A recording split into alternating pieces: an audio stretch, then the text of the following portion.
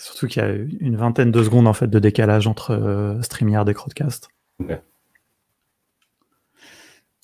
Donc on va voir, j'espère que ça va fonctionner. A priori ça marche. Donc a priori on va être live. D'ailleurs en fait je pense que dès le début, nous sommes live. Ouais, nous sommes live en réalité depuis 20 secondes. Alors je vais poser la question habituelle, est-ce que les gens nous entendent et nous voient? Avant qu'on commence. Ça c'est l'avantage du podcast, c'est qu'on pourra couper tout ça après. Ça, tu pourras retirer le live. Les questions sont sur le Crowdcast. Je m'y rends tout de suite. Donc moi je regarde aussi en parallèle. Cool. Bon, la qualité est top, en tout cas tout le monde a l'air d'avoir une bonne connexion, bon audio, donc c'est parfait. Très bien. Merci, j'ai confirmation qu'on nous entend bien. Parfait. Donc voilà. Et écoute, est-ce que tu es prêt, Stan? Je suis prêt, je suis partant et motivé. Super. Et c'est parti alors. Si je retrouve mes notes. Ouais. Alors, on y va. Bonjour et bienvenue dans cet épisode spécial du podcast de Contournement, qui est tout à fait exceptionnel, à différents niveaux. Tout d'abord parce qu'on le diffuse en live, donc en même temps qu'on l'enregistre cette fois, donc il y aura potentiellement des questions des spectateurs, et puis potentiellement les aléas du direct aussi, puisqu'on va essayer, on s'est lancé un défi un peu d'avoir 6 invités, et dont certains ont parlé anglais, donc voilà, il peut y avoir quelques petits aléas pour le direct, pour le podcast, on va monter tout ça évidemment. Alors c'est exceptionnel aussi parce qu'on a des invités, comme je disais, on en a 6 qui ont tous fait des applications mobiles qu'ils ont créées avec l'outil Glide dans le cadre de cette pandémie actuelle du Covid-19, donc toutes les applications sont liées. On a aussi un invité exceptionnel avec qui on a commencé, qui est David, le CEO de Glide, qui va nous aider à introduire cet épisode. Et puis c'est un épisode aussi exceptionnel parce que j'ai le plaisir d'avoir un co-animateur en la personne de Stan. Comment ça va, Stan? Ça va très bien. Écoute, je suis très content et très honoré et heureux de participer à ce podcast, à ce stream, à ce live et d'être à la radio en direct le lundi soir, qui est mon jour off d'habitude de radio. Mais voilà, cette semaine, c'est la double dose. C'est ça, mais c'est vraiment très cool. Merci pour. Et écoute, je suis très content. On avait eu l'occasion d'enregistrer un premier podcast ensemble dédié à Glide, tous les deux, donc, puisque tu es un des experts de Glide. Donc voilà, écoute, on va animer ça ensemble. En plus, tu as un peu plus d'expérience que moi aussi dans la radio, puisque tu animes une radio pendant ce confinement. C'est ça, qui est pas tech, mais voilà, qui est d'autres choses, pour combler un peu, pour s'amuser. Cool. Alors, si jamais il y a des gens qui ne connaissent pas Glide, donc pour résumer en une phrase, c'est un des outils, c'est un de nos outils no-code préférés, tout simplement, et il permet de réaliser des applications mobiles en quelques minutes en partant d'un Google Sheets. Et vous allez voir plein de super exemples tout au long de l'émission, donc voilà, ça va être, on espère, un beau showcase de cet outil. On a les gens parfaits pour le bon showcase. Je crois. On a les très bonnes pépites. Alors, et pour ouvrir cette émission spéciale, donc qui de mieux que David Siegel, le CEO fondateur de Glide, donc l'outil qui a permis toutes ces réalisations exceptionnelles qu'on va vous montrer. Alors, on va passer en anglais. Donc, pour le live, je suis désolé, on ne fera pas de traduction en direct. On fera une traduction pour le podcast. Donc voilà, j'espère que tout le monde sera à l'aise avec ça. Et je vais tout d'abord inviter David, voilà, à nous rejoindre. Hello, David. Hey. Hi. So thank you so much for being with us tonight, or still the morning for you, right? Because I think you're based on the West Coast. Yeah, that's right. We have our first meeting. We're going to plan our next 2 weeks of Glide development in 30 minutes. Okay, our first meeting of the day. Very interesting. I hope maybe you'll give us a glimpse of this. Yeah, well, I mean, I'm in a very suggestible state before this meeting, so if you can get your feature requests in, there's a good chance that I'll bring them to the meeting. Perfect. It's the perfect timing. Okay, so we have many questions, so let's get straight to it. Sure. Can you tell us a little bit the backstory of Glide and how it came to life, how you get the idea? Sure.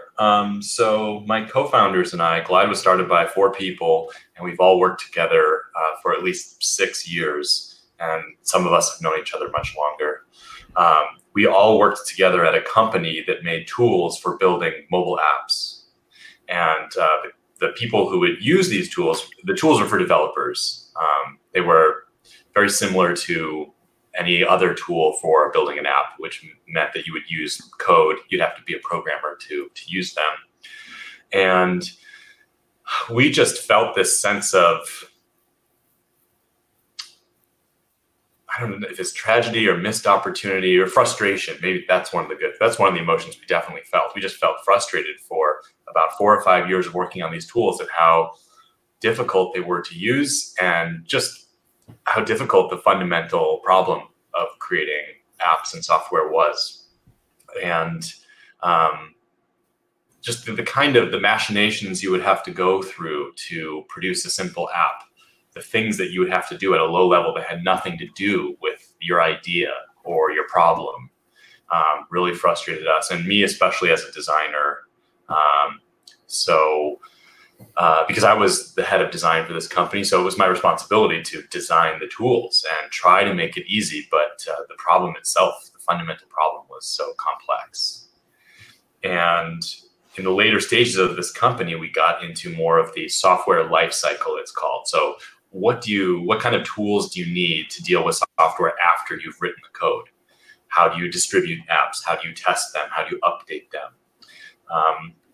That was all really messy too. So just end to end, it was this very unpleasant experience. But at the same time, software is so important to us as a society, and its future is very bright. We're going to just have more and more software. And so yeah, we were just very curious about this problem. And we're all technical, the founders, we're engineers. So we also just have this love of creating software. And we just wanted to share that with more people. It's really magical to sit at a computer just with your idea and spend some time. And then you have this new artifact in the world that you can share with people that communicates an idea or helps them solve a problem, or maybe just tells them a story. It's a fascinating, powerful medium. So I think that was the sort of the emotional foundation. And my co-founder, Mark, and I, the straw that broke the camel's back, the thing that really determined that we would just go try to build a company, was we were working together at Microsoft, and we started a little open source project to help developers automate part of the app development process by generating code from data. So, for example, if you're building an app to catch Pokemon on the server, you're going to have a list of all the Pokemon. And the app is going to download the Pokemon from the server and show them on a map or on a list or something like that.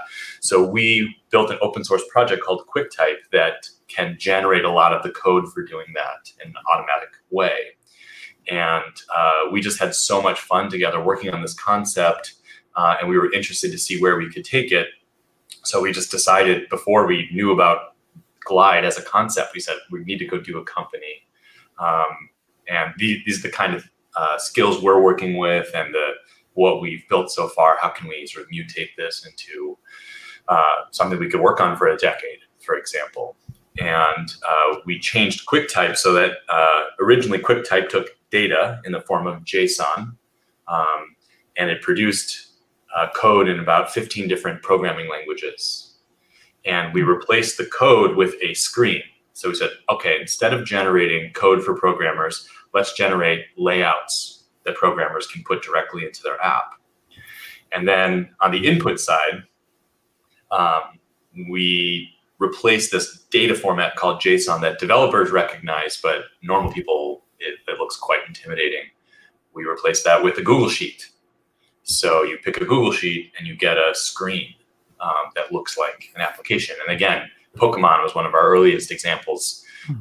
You just would pick a Google Sheet with a list of Pokemon, and then you would get something that looked like an iOS app.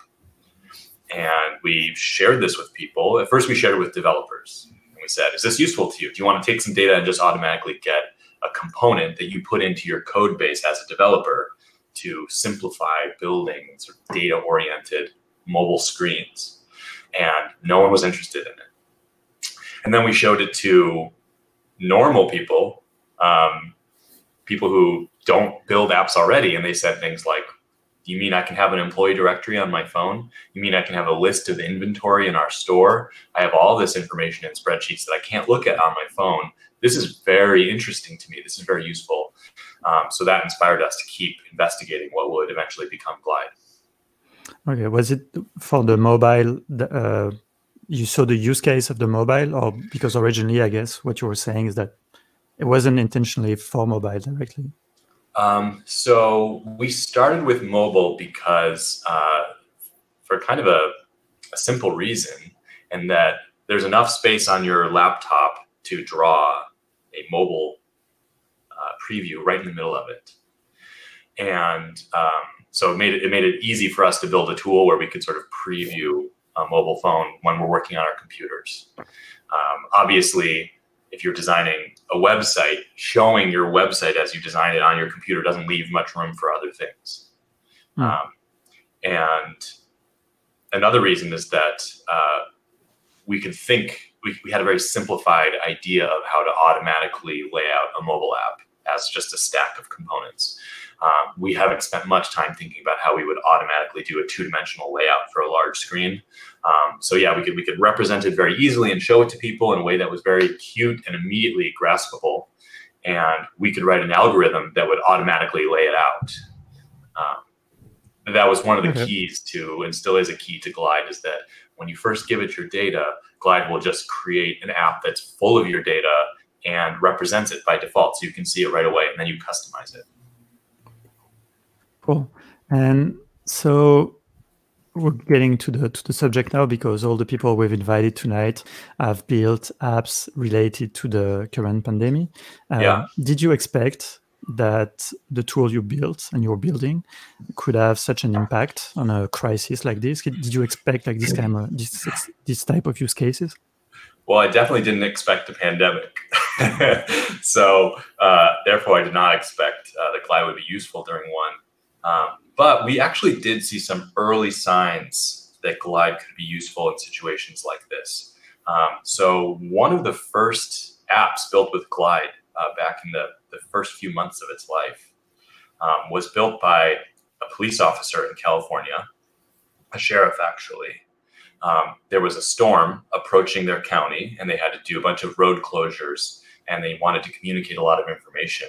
So a sheriff who is not technical at all, in like 1 day's notice, built a Glide app all about the storm and distributed it to like 40,000 citizens. So we'd never seen anyone do that with apps before, because traditionally, you know, if you're just going to build an app with code and put it in the App Store, if you told me that in 1 month you could take an idea to get into the App Store in 1 month, I would bet that you couldn't.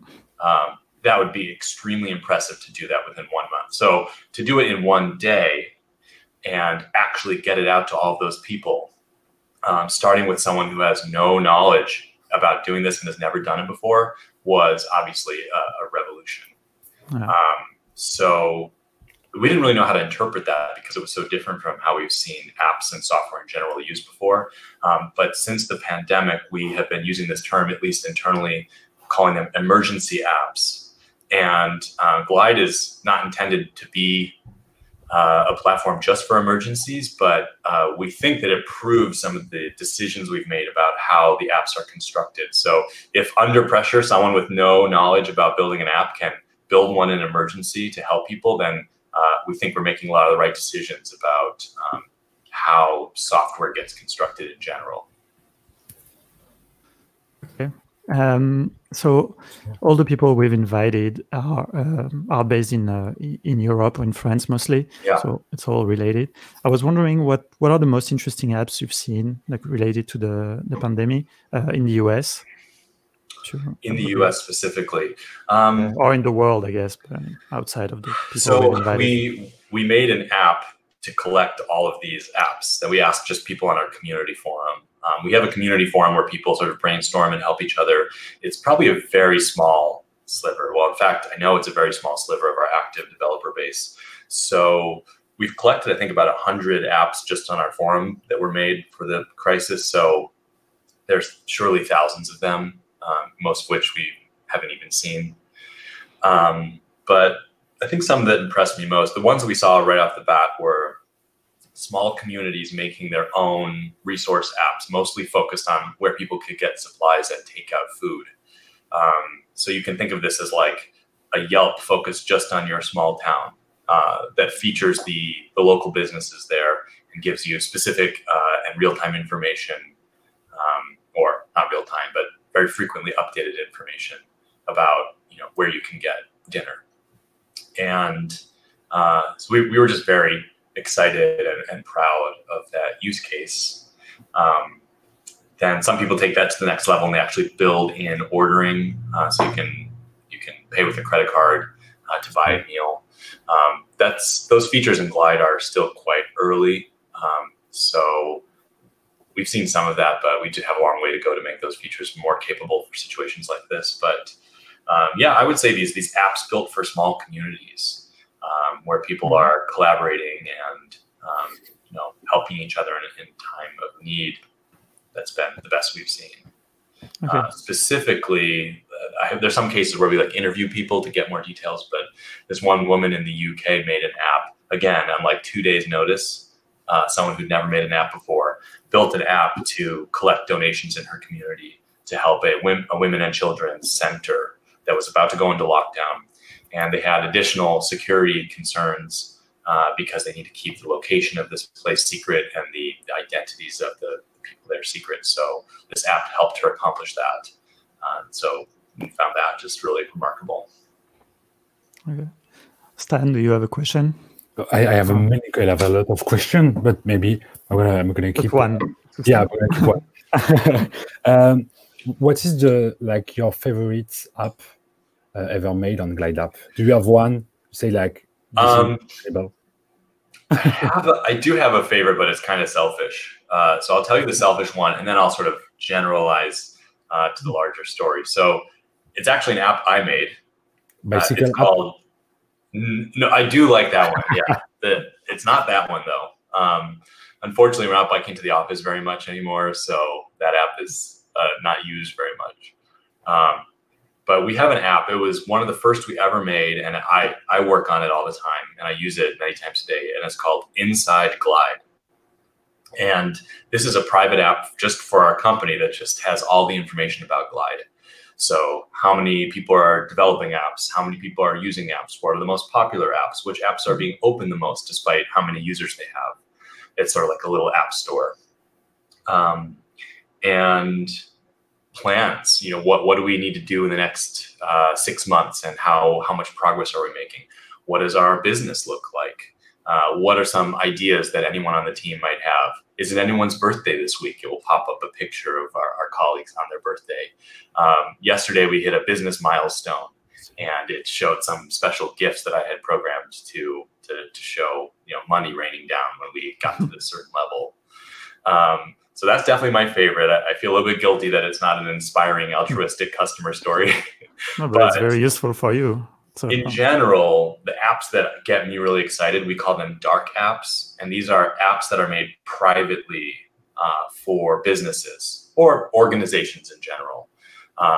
So if a food processing plant might make an app for their 50 employees who don't have desks and don't have computers issued by the company, but now they all have on their phone the ability to call the manager, report issues, take pictures of things that are happening in the plant. Usually the more mundane, the better. So when I see an app for, managing shipping, I guess that's not mundane. That's actually pretty fascinating. But sort of like these low-level, unsexy, let's call them the unsexy use cases that are private to businesses. I just love seeing that, because I love the idea that people who might never have had software even to deal with these problems now have a quite good-looking mobile app right in their phone, making everything easier, and I hope it makes their job more enjoyable. And what is the app the more opened? Do you have this? Do you have the name? I'm sorry? Do you have the name of the app the more opened? That is the most opened. Oh, the most opened app. Yes. Well, that is a highly dynamic list, because I think there's just a lot of apps that are being opened all the time. The list that moves less quickly is the most popular apps, and I believe our most popular app is French right now. But yeah, we have a lot of French apps in our top 100. We have just a list of the top 100. We occasionally look at them. And a lot of them are related to the pandemic right now. Maybe en mode confiné. Maybe it's one of the... Yeah, it's up there. What? How many apps there have been built so far? Do you have a rough estimate? I mean, I guess you have the exact number, but I have the exact number. I'm not going to share that. It's a lot. We can say for sure. We benchmark a little bit about this company we worked at before that helped people build apps, and it's been remarkable how much more impact we've created with Glide than at our previous company. But it's a lot of apps are being built with Glide. And one of the fascinating things is people build many apps. So it's also not something we anticipated. So for example, if you look at like a website builder like Squarespace, an individual might make one website, but something about the way Glide apps are constructed, people get really eager to create more. So we see an individual person sometimes building 5, 10, 15 apps. I don't have a really good understanding of why people are compelled to create so many. Well, I guess it's so easy to use. It's like so... Yeah, it's more than the ease of use. One of the heuristics I've always used for designing developer tools and thinking about technology is like, can you program in the shower, is what I call it. And what I mean by that is if your software is constructed from concepts that are sort of comprehensible and apparent, then people can load them in their imagination, and when they're not at their computer, they can sort of use the software. And I think spreadsheets have this property. You can brainstorm while you're walking down the street about how you might solve a problem with the spreadsheet by kind of imagining the spreadsheet. And I think Glide has a little bit of this portable quality where it can sort of get in your mind, and you can work on apps in your imagination. So I think people are doing that. They're looking for problems in the world, and when they encounter a problem, they can start to understand how they would solve it with Glide while they're not using Glide. Yeah, definitely. Okay, last question, and then we'll let you go to your meeting. So it's actually kind of related. We'd like to know if you can share with us some insights about the roadmap, what's coming next. Roadmap, yeah. So we pick our roadmap, and sort of every 6 months the whole team gets together. This will be the third time we're doing it. The company's about 1.5 years old. We get together and we plan 6 months of work by picking a few very large projects that we're going to do. So the data editor was one of the really large projects in the last 6 months of showing you your data in Glide and letting you create these computed columns. And we are having that meeting in about 3 or 4 weeks. So yeah, it's to be determined what we do there. Glide's growing very quickly, so we have to do some things earlier than we expect to in terms of making our platform more scalable, more reliable. It's pretty reliable now, but we're definitely going through growing pains. We had to deploy a pretty significant change in infrastructure. Luckily, we did it right before the pandemic. So just to make Glide apps load faster around the world, so they don't have to refer to a server in the United States to open, for example. But in the short term, we have tablet and web or tablet and desktop layouts coming very soon. And we plan to make those freely available for a temporary amount of time to help with all of the emergency apps right now.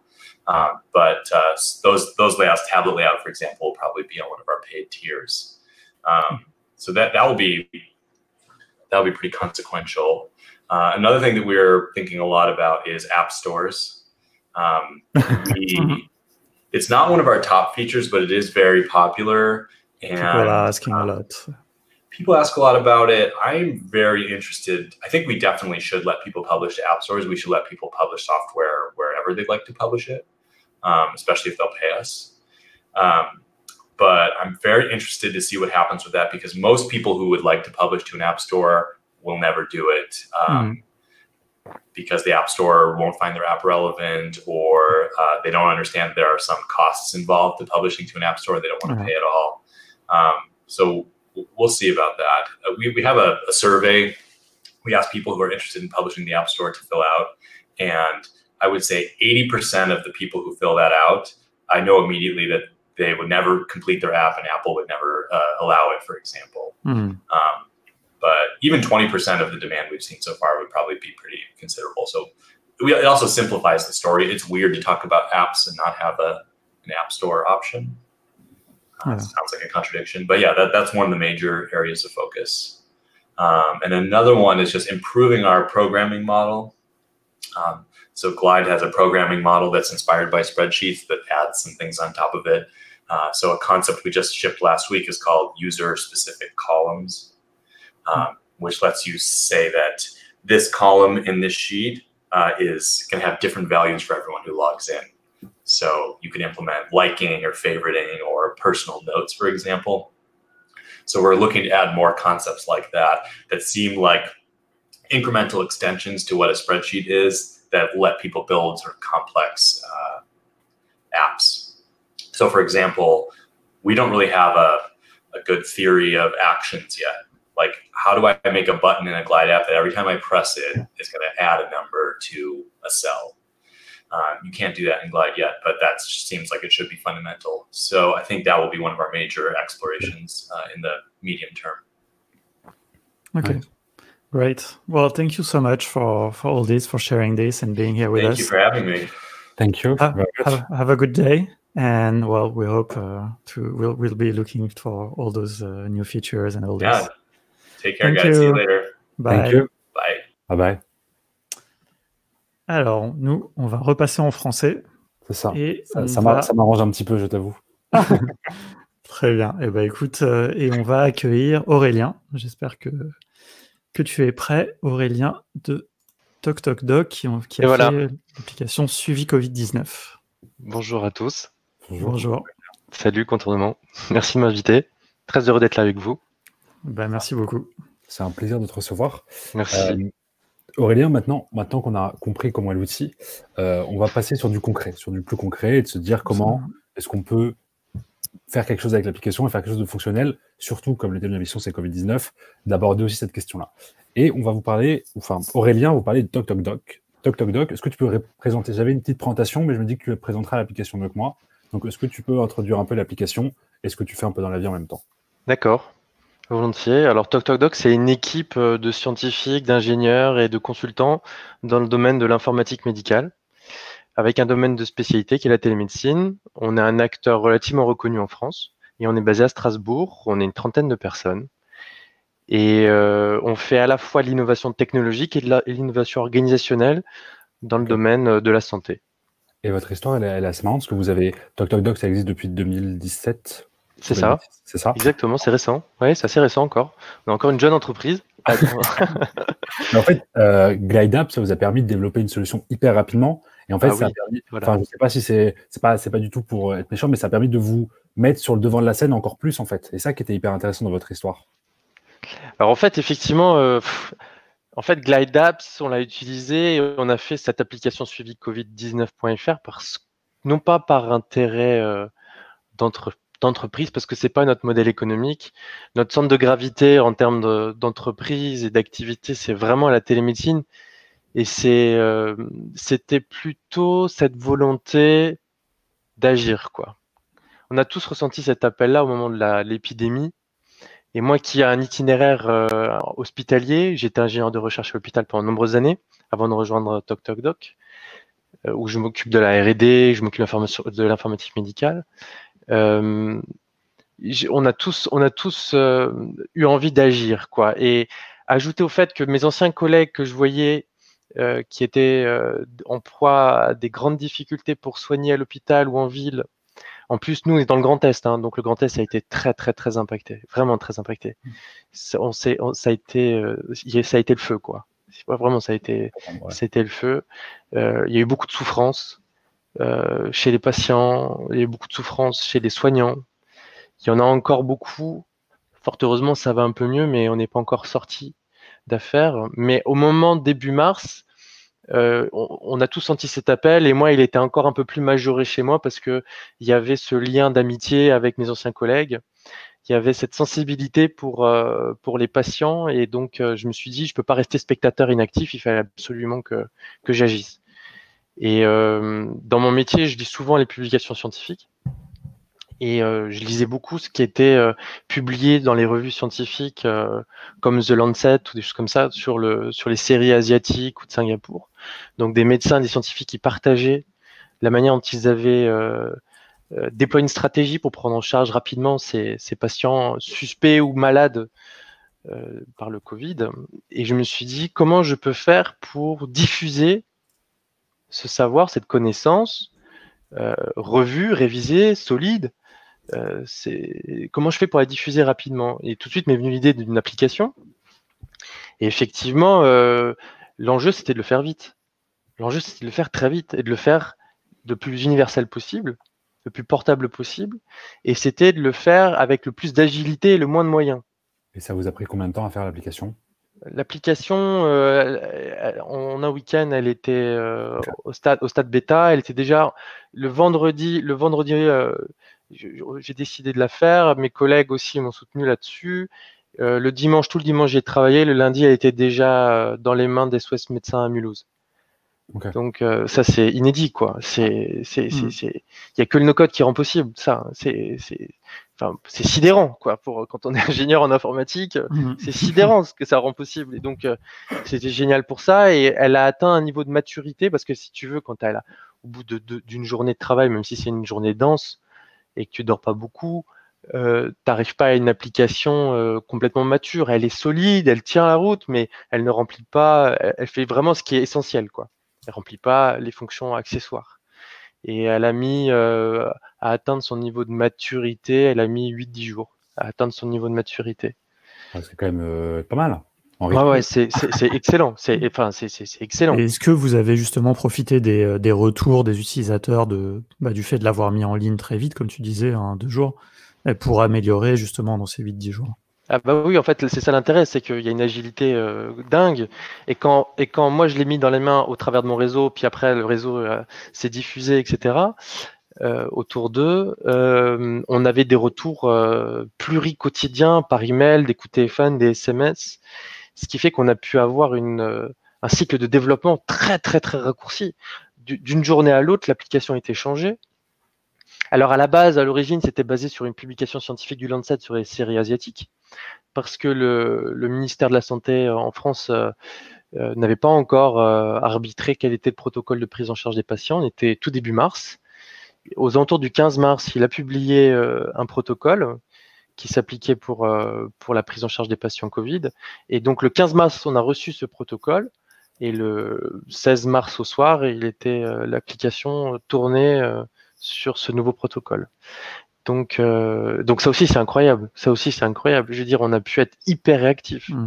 J'ai pas présenté exactement ce qu'était l'application. J'y pense là. Est-ce qu'en une phrase, je peux le faire? Ah bah oui, avec plaisir. Ouais. Merci. C'est ce qu'on allait te demander, je pense. En fait, il s'agit d'une application dans la main des professionnels de santé de premier recours, ceux qu'on appelle ceux en première ligne. Voilà. C'est-à-dire ceux qui sont en ville, ceux qui sont au chevet des patients. Et l'objectif, c'était dans leur poche d'avoir une application qui leur permettait de pouvoir avoir un outil immédiat d'aide à la décision basé sur soit la science et ou les protocoles officiels du ministère. La capacité de pouvoir, avec des moyens très simples, avec des instruments médicaux simples, à domicile, lorsque par exemple un médecin généraliste en ville ou un infirmier ou une infirmière libérale en ville se rendait chez un patient qui avait une suspicion de Covid ou qui a encore une suspicion de Covid parce qu'elle a encore utilisé l'application, la capacité avec des outils diagnostiques très simples, peu chers et très répandus, de pouvoir colliger, c'est-à-dire recueillir l'ensemble des critères et des paramètres cliniques importants, et l'application fournit et une gradation tout de suite du cas. Attention, c'est un cas qui est plutôt, ça c'est un cas bénin, ça c'est un cas, il faut rester attentif, ça c'est un cas grave, avec des facteurs de gravité et de sévérité qui ont été remontés par l'appli, et tout de suite une préconisation d'orientation et de thérapeutique. C'est-à-dire, là, il faut le garder à la maison, non, là, il faut agir vers l'hôpital. Là, il faut intervenir et solliciter le centre 15. Et là, il faut introduire tel thérapeutique ou tel mode de prise en charge. Ça permettait de pouvoir, avoir rapidement une détection des cas Covid, notamment pouvoir discriminer rapidement quels étaient les cas graves ou quels étaient les cas sévères, sérieux, sur lesquels il faut avoir une attention. Il fallait aussi, ça rend possible de pouvoir éviter de sursolliciter les services hospitaliers de seconde ligne, de second recours, où le professionnel de santé au chevet du patient est en capacité de pouvoir décider seul sans avoir besoin de sursolliciter le centre 15 qui était chez nous complètement saturé et les services hospitaliers de la même manière. Donc ça a rendu possible ça, et Glide a rendu possible que ce soit fait dans des temps records. Une question justement qui vient du chat. Les gens demandent si tu avais une expérience déjà avec Glide avant de commencer. En fait, j'avais fait une petite app sans intérêt, une petite sandbox sur Glide quelques semaines avant. Et pourquoi j'ai choisi Glide? C'est parce que il y avait peu de moyens, j'étais quasiment seul. Après, j'ai pu avoir l'aide d'un collègue, mais j'étais seul au début. Il fallait que j'agisse vite. Et j'ai dit, OK, j'essaye avec Glide. Si j'y arrive, tant mieux. Si j'y arrive pas, au pire, j'ai perdu un week-end. Et le lundi, ils l'avaient dans les mains, les médecins. Donc, c'est que ça avait marché. Effectivement, j'avais juste une sandbox avant. Un truc, pas une application de Pokémon, mais pas loin, quoi. Et aujourd'hui, sur les chiffres, combien de personnes à peu près vous avez les stats? Combien de personnes utilisent l'application? Oui. Faites un peu ces suivis-là. Ouais, on fait un suivi. On communique aussi avec les institutionnels de la santé, les agences régionales de santé, en même temps aussi avec le secrétariat au numérique. On a, là, sur le mois écoulé, on a eu 17 000 utilisateurs, 17 000 professionnels de santé qui ont utilisé l'application, plusieurs milliers de patients qui ont été pris en charge. Les choses qui sont encore plus intéressantes, c'est que à un moment donné, durant mon travail, c'était une application quand même relative, avec des algorithmes un peu chiadés, quoi. Parce qu'il fallait quand même, il y avait tout un protocole c'était pas juste de la gestion ou de l'affichage, c'était pas simplement du crude. Hein, donc il fallait faire un peu davantage. Et j'ai eu quelques limites. Et à ce moment-là, j'ai sollicité directement Marc et David de Glide par email qui ont répondu tout de suite à l'appel. D'ailleurs, ils sont dans les crédits de l'application pour les remercier de leur aide. Et donc, je leur ai demandé de l'aide sur différents sujets qui n'étaient pas dans la version native de l'application, qu'ils ont bien accepté de faire. Okay. Et en contrepartie, je leur ai dit, moi, ce que j'aimerais bien, c'est que cette application-là qu'on fait pour la France, qu'elle puisse être internationalisée, qu'on puisse la diffuser librement. Et donc, j'avais un engagement moral envers eux. Et j'ai réalisé cet engagement moral passé les 10 premiers jours où je me suis concentré sur notre territoire français et nos soignants et nos patients. Et donc, je me suis concentré là-dessus. Dès qu'elle a été atteint son niveau de maturité, j'en ai fait une duplication. On l'a internationalisé et on l'a mis free to share en licence libre par Glide. Et aujourd'hui, elle est diffusée à travers le monde. Et on a eu 4000, je crois, utilisateurs sur le template Glide international. Notamment aux États-Unis. Alors après, les gens la dupliquent. Donc une fois qu'ils l'ont dépliqué, je perds la trace. J'ai encore le petit code Google Analytics. Donc tant qu'ils ne l'enlèvent pas, j'arrive encore à suivre un petit peu d'activité. Mais très rapidement, évidemment, c'est coupé. Et tant mieux. Enfin, c'était dans cet esprit que ça puisse être libre et utilisé librement et réemployé le plus largement possible. Mais on a pas mal d'utilisation à travers le monde parce que cette pandémie, si nous, on arrive en France à s'en sortir, ce que je souhaite vraiment, vraiment pour nous, pour nos proches, pour notre famille, pour notre économie, pour notre nation, on ne sera jamais à l'abri si l'épidémie n'est pas éteinte quelque part dans le monde. Et donc, c'est dans cette logique-là qu'on a, chez TokTokDoc, décidé de la rendre la plus libre possible et de l'internationaliser. Aujourd'hui, je sais qu'elle est utilisée en Afrique de l'Ouest, en Afrique de l'Est, francophone, anglophone, en Amérique du Nord, en Amérique du Sud.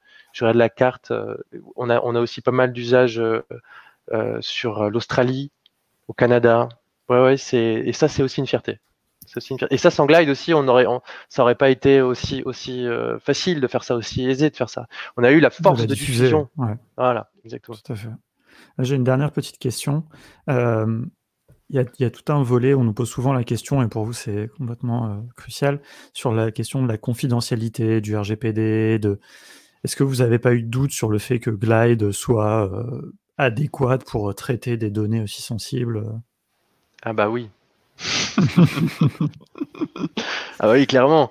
En fait, moi à la base, donc le samedi quand je décide de faire ça, je me dis il faut que j'essaie de faire une maquette et puis on verra bien ce que j'arrive à trouver au bout d'une journée. Le lundi, il s'avère que Mulhouse m'appelle et nous dit il faut absolument qu'on ait cette app, on en a vraiment besoin parce qu'on est submergé. Et là je dis ok, mais RGPD, confidentialité des données, agrément HDS pour l'hébergement des données de santé, qui sont des agréments très spécifiques, donc que je connais sur le bout des doigts, puisque je vous dis, ça fait plus de 10 ans que je travaille dans le domaine. Donc, j'ai sollicité mes homologues des agences régionales de santé, avec lesquels on a décidé de faire un Google Drive à part, qui était réceptacle de toutes les données, où il y avait que quelques personnes qui avaient accès, tout était tracé. Et donc, il y a l'ARS et le GRAD, qui est le service d'informatique médicale de l'ARS, l'Agence régionale de santé, qui a surveillé, qui a fait office de tiers de confiance et on a signé une convention avec eux qui nous a autorisé, dans un cadre dérogatoire du temps de paix, en temps de crise, qui nous a fait une dérogation pour pouvoir déployer, parce que c'était le besoin du terrain qui s'exprimait, parce que c'était l'impérieux besoin de prise en charge des patients, parce que des vies étaient en jeu, parce que des professionnels de santé étaient submergés, parce que c'était le feu et il fallait pouvoir traiter ça. Et donc, de façon proportionnelle, les institutionnels nous ont accordé que dans le cadre de la crise et pour cet usage-là, et dans un cadre technique que j'ai précisé et sous leur surveillance, comme un tiers de confiance, on pouvait employer Glide et Google Sheet pour ce type d'usage. Mais effectivement, en temps normal, ça n'aurait sans doute pas été possible. Très certainement pas été possible. Voilà, c'était une réponse technologique proportionnée à l'état sanitaire, au contexte sanitaire. Avec des mesures techniques et conventionnelles qui ont rendu possible quand même que ça se fasse dans de très bonnes conditions. On a le temps d'une dernière mini-question ou pas? Ouais, bien sûr. Mais ça va être très court, je pense. Aujourd'hui, tu as ciblé des étapes par rapport à l'application sur les choses que tu veux améliorer ou des choses que tu veux ajouter, ou tu penses qu'aujourd'hui, tu n'as pas forcément besoin de la modifier? En fait, le problème que j'ai, et ça c'est une question très intéressante, c'est que là, je suis un peu à un plafond de verre par rapport à ce que Glide propose. Ok. C'est-à-dire qu'il y a des limites, et tous les besoins qui m'avaient été remontés sur le terrain, j'ai été confronté aux limites du no-code. Il y en a quand même. Et notamment, c'est la capacité d'interopérabilité au travers d'API avec d'autres systèmes. J'entendais tout à l'heure David qui parlait des champs calculés dans les datas, qui permettent pas quand même de faire du développement algorithmique fin, quoi. C'est-à-dire que moi, j'ai par exemple pour des cas de figure très simples, c'était juste un arbre décisionnel, mais arrivé au 3e niveau de branche, pour arriver juste à décider si j'étais ou pas sur le cas A ou le cas B, je crois que j'ai 15 ou 20 colonnes qui sont juxtaposées côte à côte pour arriver à calculer un booléen qui se modifie colonne après colonne pour arriver à OK, je suis dans la branche A. Donc, ce qui prouve qu'il y a quand même des limites. Et donc, aujourd'hui, je suis dans le cadre du besoin, dans le cadre du contexte, dans le cadre de la solution et dans le cadre des limites, la solution telle qu'elle est, en plus de ça maintenant internationalisée, a atteint son niveau de maturité, son seuil critique. Et moi, ce que je souhaiterais, c'est que très vite, je puisse la jeter à la poubelle, quoi. Voilà, très vite, je le souhaite pour nous tous que je puisse la jeter à la poubelle. Effectivement, je pense que c'est dans ce contexte, on sera content aussi de ne plus avoir à l'utiliser et que tu puisses la jeter. Et je serais très heureux de le faire. Hein. Je suis impatient, pour être tout à fait sincère, parce que c'était nerveusement compliqué quand même. J'imagine. Nous aussi. Ça va être le mot de la fin, du coup. Merci beaucoup d'avoir pris le temps, de nous avoir expliqué tout ça bien en détail. Bonheur. C'était hyper intéressant, et vraiment une vision un peu très technique de Glide, et vraiment jusqu'où on peut aller et qui est aussi ce qu'on ne peut pas dépasser, quoi. Merci Super. à tous les deux. Merci pour l'invitation. Merci beaucoup, Aurélien.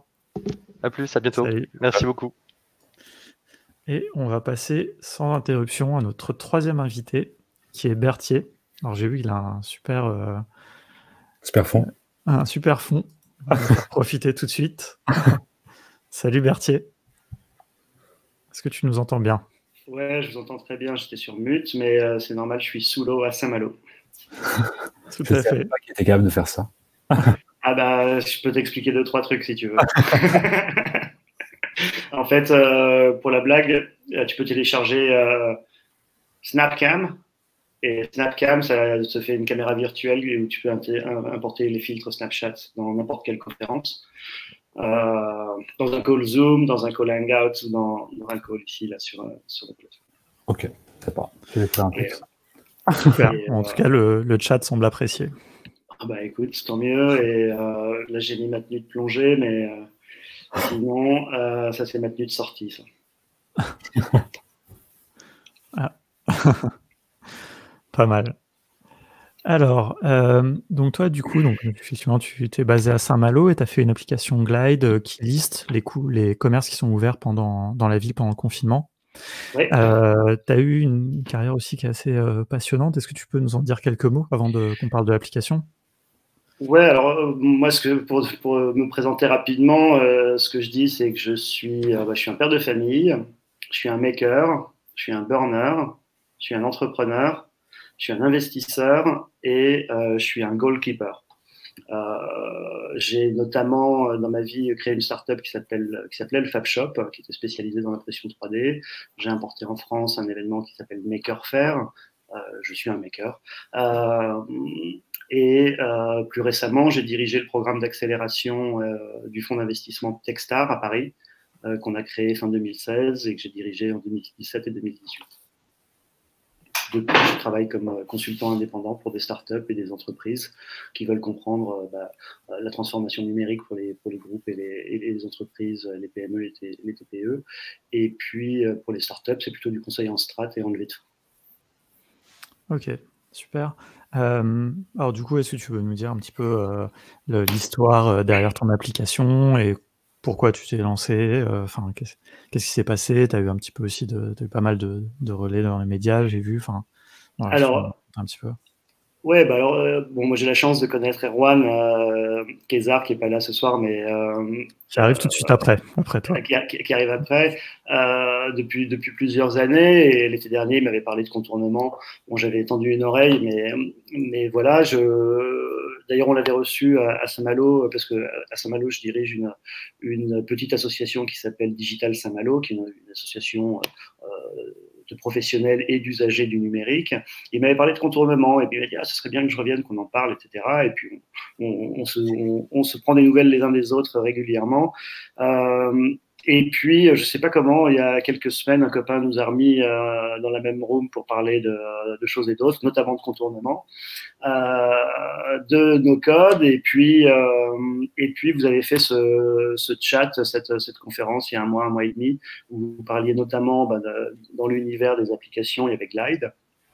Et moi, je suis un maker, je suis un bricoleur, donc tu vois, j'ai ouvert les trucs, j'ai commencé à bricoler, j'ai regardé ce que je pouvais en faire. En fait, moi, je suis en anglais, on dit jack of all trades. Je suis un couteau suisse, moi. Tu vois, ce que je fais bien, c'est comprendre ce qu'on peut tirer des gens ou des outils et éventuellement imaginer de nouvelles choses à faire avec.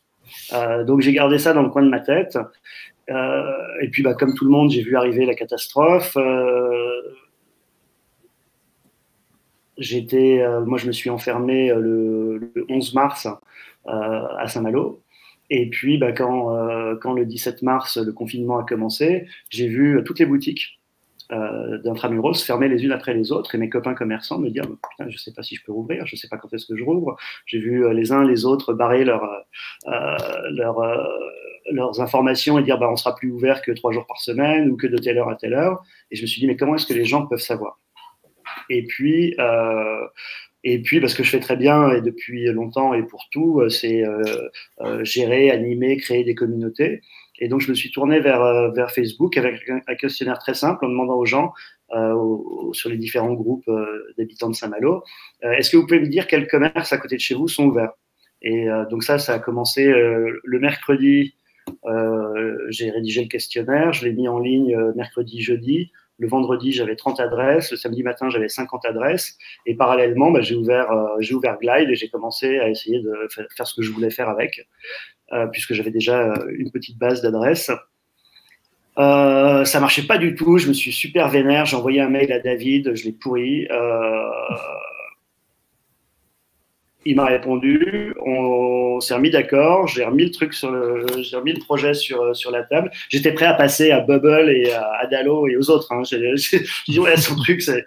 En fait, je touchais assez vite le plafond de verre dont Aurélien parlait tout à l'heure. Tu vois. Alors, j'ai pas la prétention d'être un développeur, pas du tout. Moi, je sais travailler avec des développeurs, avec des ingénieurs, avec des designers, mais je n'ai pas la prétention. Mais assez rapidement, je me disais que j'arrivais pas à faire ce que je voulais tout à fait. Il se trouve que Glide a en fait beaucoup plus de choses que ce qu'il montre. Je pense qu'il y a un gros boulot d'UX pour les utilisateurs de Glide, et ma frustration, elle est venue très vite parce que, comme je suis un mec qui pousse les curseurs assez vite, j'ai tapé dans un mur. C'est là où je me suis plaint à David. On s'est échangé quelques mails, on s'est mis d'accord, et j'ai remis ma carte bleue et j'ai repris un nouvel abonnement pour une version de l'app que j'ai mis en ligne le samedi 21 mars à 17h. Et effectivement, j'avais ouvert. Alors c'est très intéressant parce que dans le process, d'abord j'ai appris plein de formules de Google Spreadsheet dont je connaissais l'existence mais que j'avais jamais utilisé. Pour info, d'ailleurs, si vous utilisez Spreadsheet en français ou en anglais, la syntaxe n'est pas tout à fait la même, d'où une partie de ma frustration. Mais ça, c'est documenté nulle part chez Glide parce qu'ils parlent en anglais et ils comprennent pas la localisation. Tu vois, je me suis mis dans l'API de Google Street View, tu vois. Enfin, il y a plein de trucs, voilà, que j'effleurais ou qui étaient le sujet d'autres personnes avec lesquelles je travaillais, mais dans lesquels j'avais jamais mis les mains directement. Et j'ai appris plein de trucs.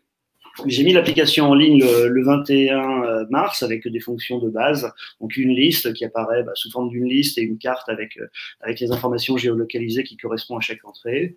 Et puis je vais continuer à l'enrichir. Alors assez rapidement, à partir du moment où c'était en ligne, je suis passé de 50 adresses à 70, 80, 100. Bon, il se trouve que j'ai une petite notoriété locale et que le Pays Malouin a fait une brève sur son site web le samedi après-midi quand j'ai sorti l'appli. Du coup, il y a eu un petit pic de fréquentation. Le lundi matin, Ouest France, qui avait vu la brève, m'a appelé et m'a dit qu'est-ce que c'est votre truc. Ils ont fait un superbe article, un superbe portrait, une demi-page dans Ouest France du mardi qui présentait l'appli, qui publiait aussi le questionnaire et l'appel aux commerçants pour remplir ce fameux questionnaire. Et le mercredi, on a publié une première liste à jour, donc moins d'une semaine plus tard, enfin entre l'idée et la publication dans Ouest France, la version papier que j'ai par là sous la main, une première liste à jour des commerces ouverts à Saint-Malo avec leurs horaires d'ouverture pendant le confinement. C'est cool ça. Donc ultra rapide. Et puis voilà, j'ai continué à explorer Glide et à essayer de comprendre les formules. Je les ai corrigées, je les ai améliorées. Et puis j'ai eu plein de contacts de gens qui voulaient leur version locale de l'application. Donc on l'a cloné quelques fois. Aujourd'hui, il y a 3 clones en activité. Je soupçonne qu'il y en a plus parce que c'est finalement pas très compliqué et que s'il y a des mecs un peu malins, l'idée est facilement réplicable. Et juste pour savoir, d'un point de vue un petit peu technique, le clone, ça s'est passé comment? C'est-à-dire que tu as fait un template ou juste c'est toi qui as dupliqué alors j'ai fait un template. J'ai fait un template que je partage. Il suffit que tu m'envoies un mail et si jamais tu es capable de le faire tout seul, je te donne la main. Bon, la plupart des gens qui l'ont développé, j'ai passé quelques heures au téléphone avec eux à les accompagner pour le paramétrer, pour la localiser sur leur territoire. Certains plus que d'autres parce que dans les 3 versions qui circulent en plus de Saint-Malo, il y a 2 ingénieurs qui, eux, ont pigé assez vite le truc et qui l'ont fait très bien, très rapidement. Et puis une amie dont c'est pas le métier de base, qui est plutôt elle dans la finance. Alors elle est à l'aise avec spreadsheet, mais elle n'avait jamais vu toute la partie appli et dev, avec qui j'ai passé un peu plus de temps. Mais c'était super intéressant à nouveau parce que elle et eux posaient plein de bonnes questions, et d'ailleurs certaines améliorations dans le code et dans les formules viennent des conversations avec les uns et les autres. Super. Et aujourd'hui, en 4 semaines, pour vous donner une idée des métriques, donc aujourd'hui, j'ai 170 commerçants sur le territoire qui sont inscrits. J'en reçois encore quasiment 2 ou 3 par jour supplémentaires. Donc le rythme s'est beaucoup ralenti des nouvelles inscriptions. Mais j'ai 5700 utilisateurs à Saint-Malo et en 4 semaines, j'ai 70 000 connexions. Ouais, pas mal. Donc, ouais. Bon. Parallèlement, la mairie a publié une liste, bon, et sans leur faire injure, bon, les fonctions sont un petit peu différentes. C'est une liste PDF que tu peux télécharger sur le site web de la mairie. Mon application, c'est une application mobile avec une fiche qui est géolocalisée. Tu peux ouvrir Google Maps directement depuis la fiche du commerçant pour y aller directement. Tu peux appeler directement le commerçant depuis l'application. Donc, c'est pas exactement tout à fait les mêmes fonctionnalités, la même ergonomie, évidemment. C'est complémentaire.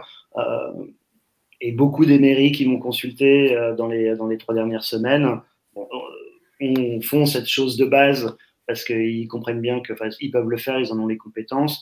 Ils comprennent bien que développer une application locale, bah, ça demande que quelqu'un soit formé, même si c'est pas très compliqué, il faut bien y passer le temps minimum. Et dans la situation de crise, aujourd'hui, c'est pas. Je pense qu'il y a un potentiel de copie qui est bien supérieur à ce qu'il est, mais je pense que la longue traîne, c'est probablement d'autres mairies, d'autres unions commerçantes, d'autres fédérations de commerce locales qui voudront leur application, et on trouvera le moyen, le moment venu, soit de la multiplier, soit de la cloner, soit de la vendre, on verra bien.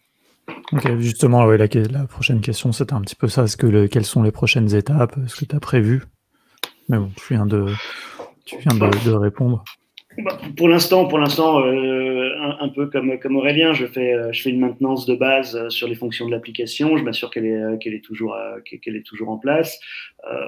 Aujourd'hui, je fais ça d'initiative personnelle. J'ai rien demandé à personne.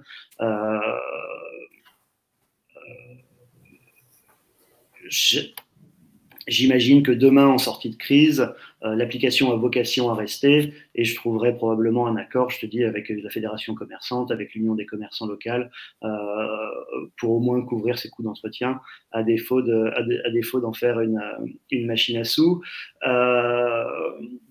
Dans les évolutions probables, c'est de l'ouvrir demain aux nouveaux commerces, aux commerces qui vont ouvrir à nouveau. Et puis, j'ai une grosse demande d'artisans qui veulent de la visibilité. Aujourd'hui, j'ai réservé l'apparition sur l'application aux commerces de première nécessité, ceux dans lesquels on a le droit de se rendre dans la situation actuelle. Mais il y a beaucoup de demandes d'artisans, que ce soit des auto-entrepreneurs, des plombiers, des électriciens ou de l'entretien de jardin. Bon, aujourd'hui, ils n'ont pas tout à fait leur place parce qu'elle répond à une situation d'urgence et c'est là où comme Aurélien, hein, c'est vraiment bluffant d'être capable de mettre en ligne une application aussi rapidement. Mais sa fonction, elle est d'informer ceux qui doivent se fournir en produits dont ils ont besoin le plus rapidement, le plus efficacement, sans faire le tour de la ville. Parce que, en fait, ce qu'on me dit souvent, c'est « mais les gens, ils savent bien si on est ouvert ou pas ». Ben non, parce que les horaires, ils ont changé, parce que leurs habitudes, elles sont bouleversées aussi, parce qu'ils ne sortent pas forcément aux mêmes heures. Mais demain, voilà, je pense que la vocation de l'application, c'est de recenser une liste plus large de commerces et probablement les artisans, à défaut d'en faire une spécialement pour les artisans du coin. Parce que sinon, ça fait quand même une application très, très dense. Hein.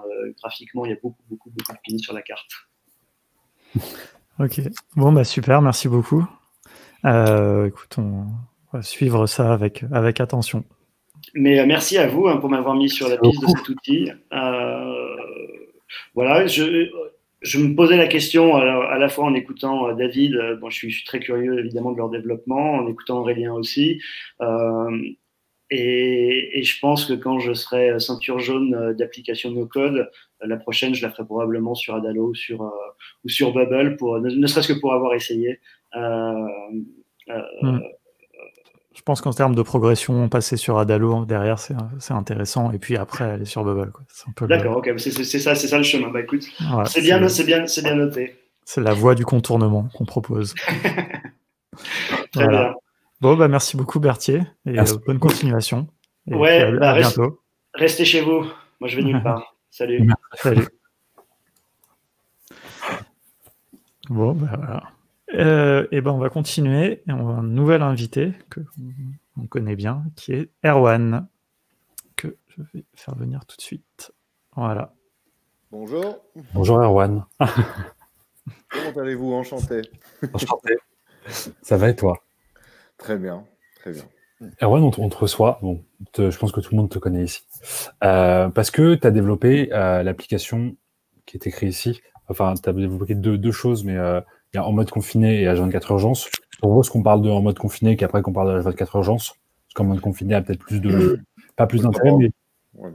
Vas-y. J'allais dire chronologique, comme je te laisse finir par là. Ouais, non, même chronologique. Et je me dis que ce qui est intéressant, c'est que on a déjà parlé de cette application et la façon dont tu l'as réalisée, ça montre vraiment l'intérêt et la facilité de Glide comme outil.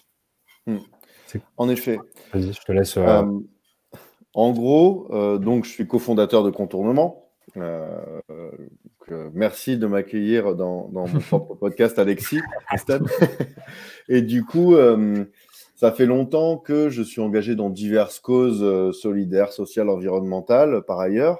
Et du coup, il y a une association à qui je donnais un coup de main, avec qui maintenant on est en partenariat, qui s'appelle Les Déterminés, qui accompagne de jeunes entrepreneurs et entrepreneuses originaires de quartiers populaires et de zones rurales, qui sont à fort potentiel.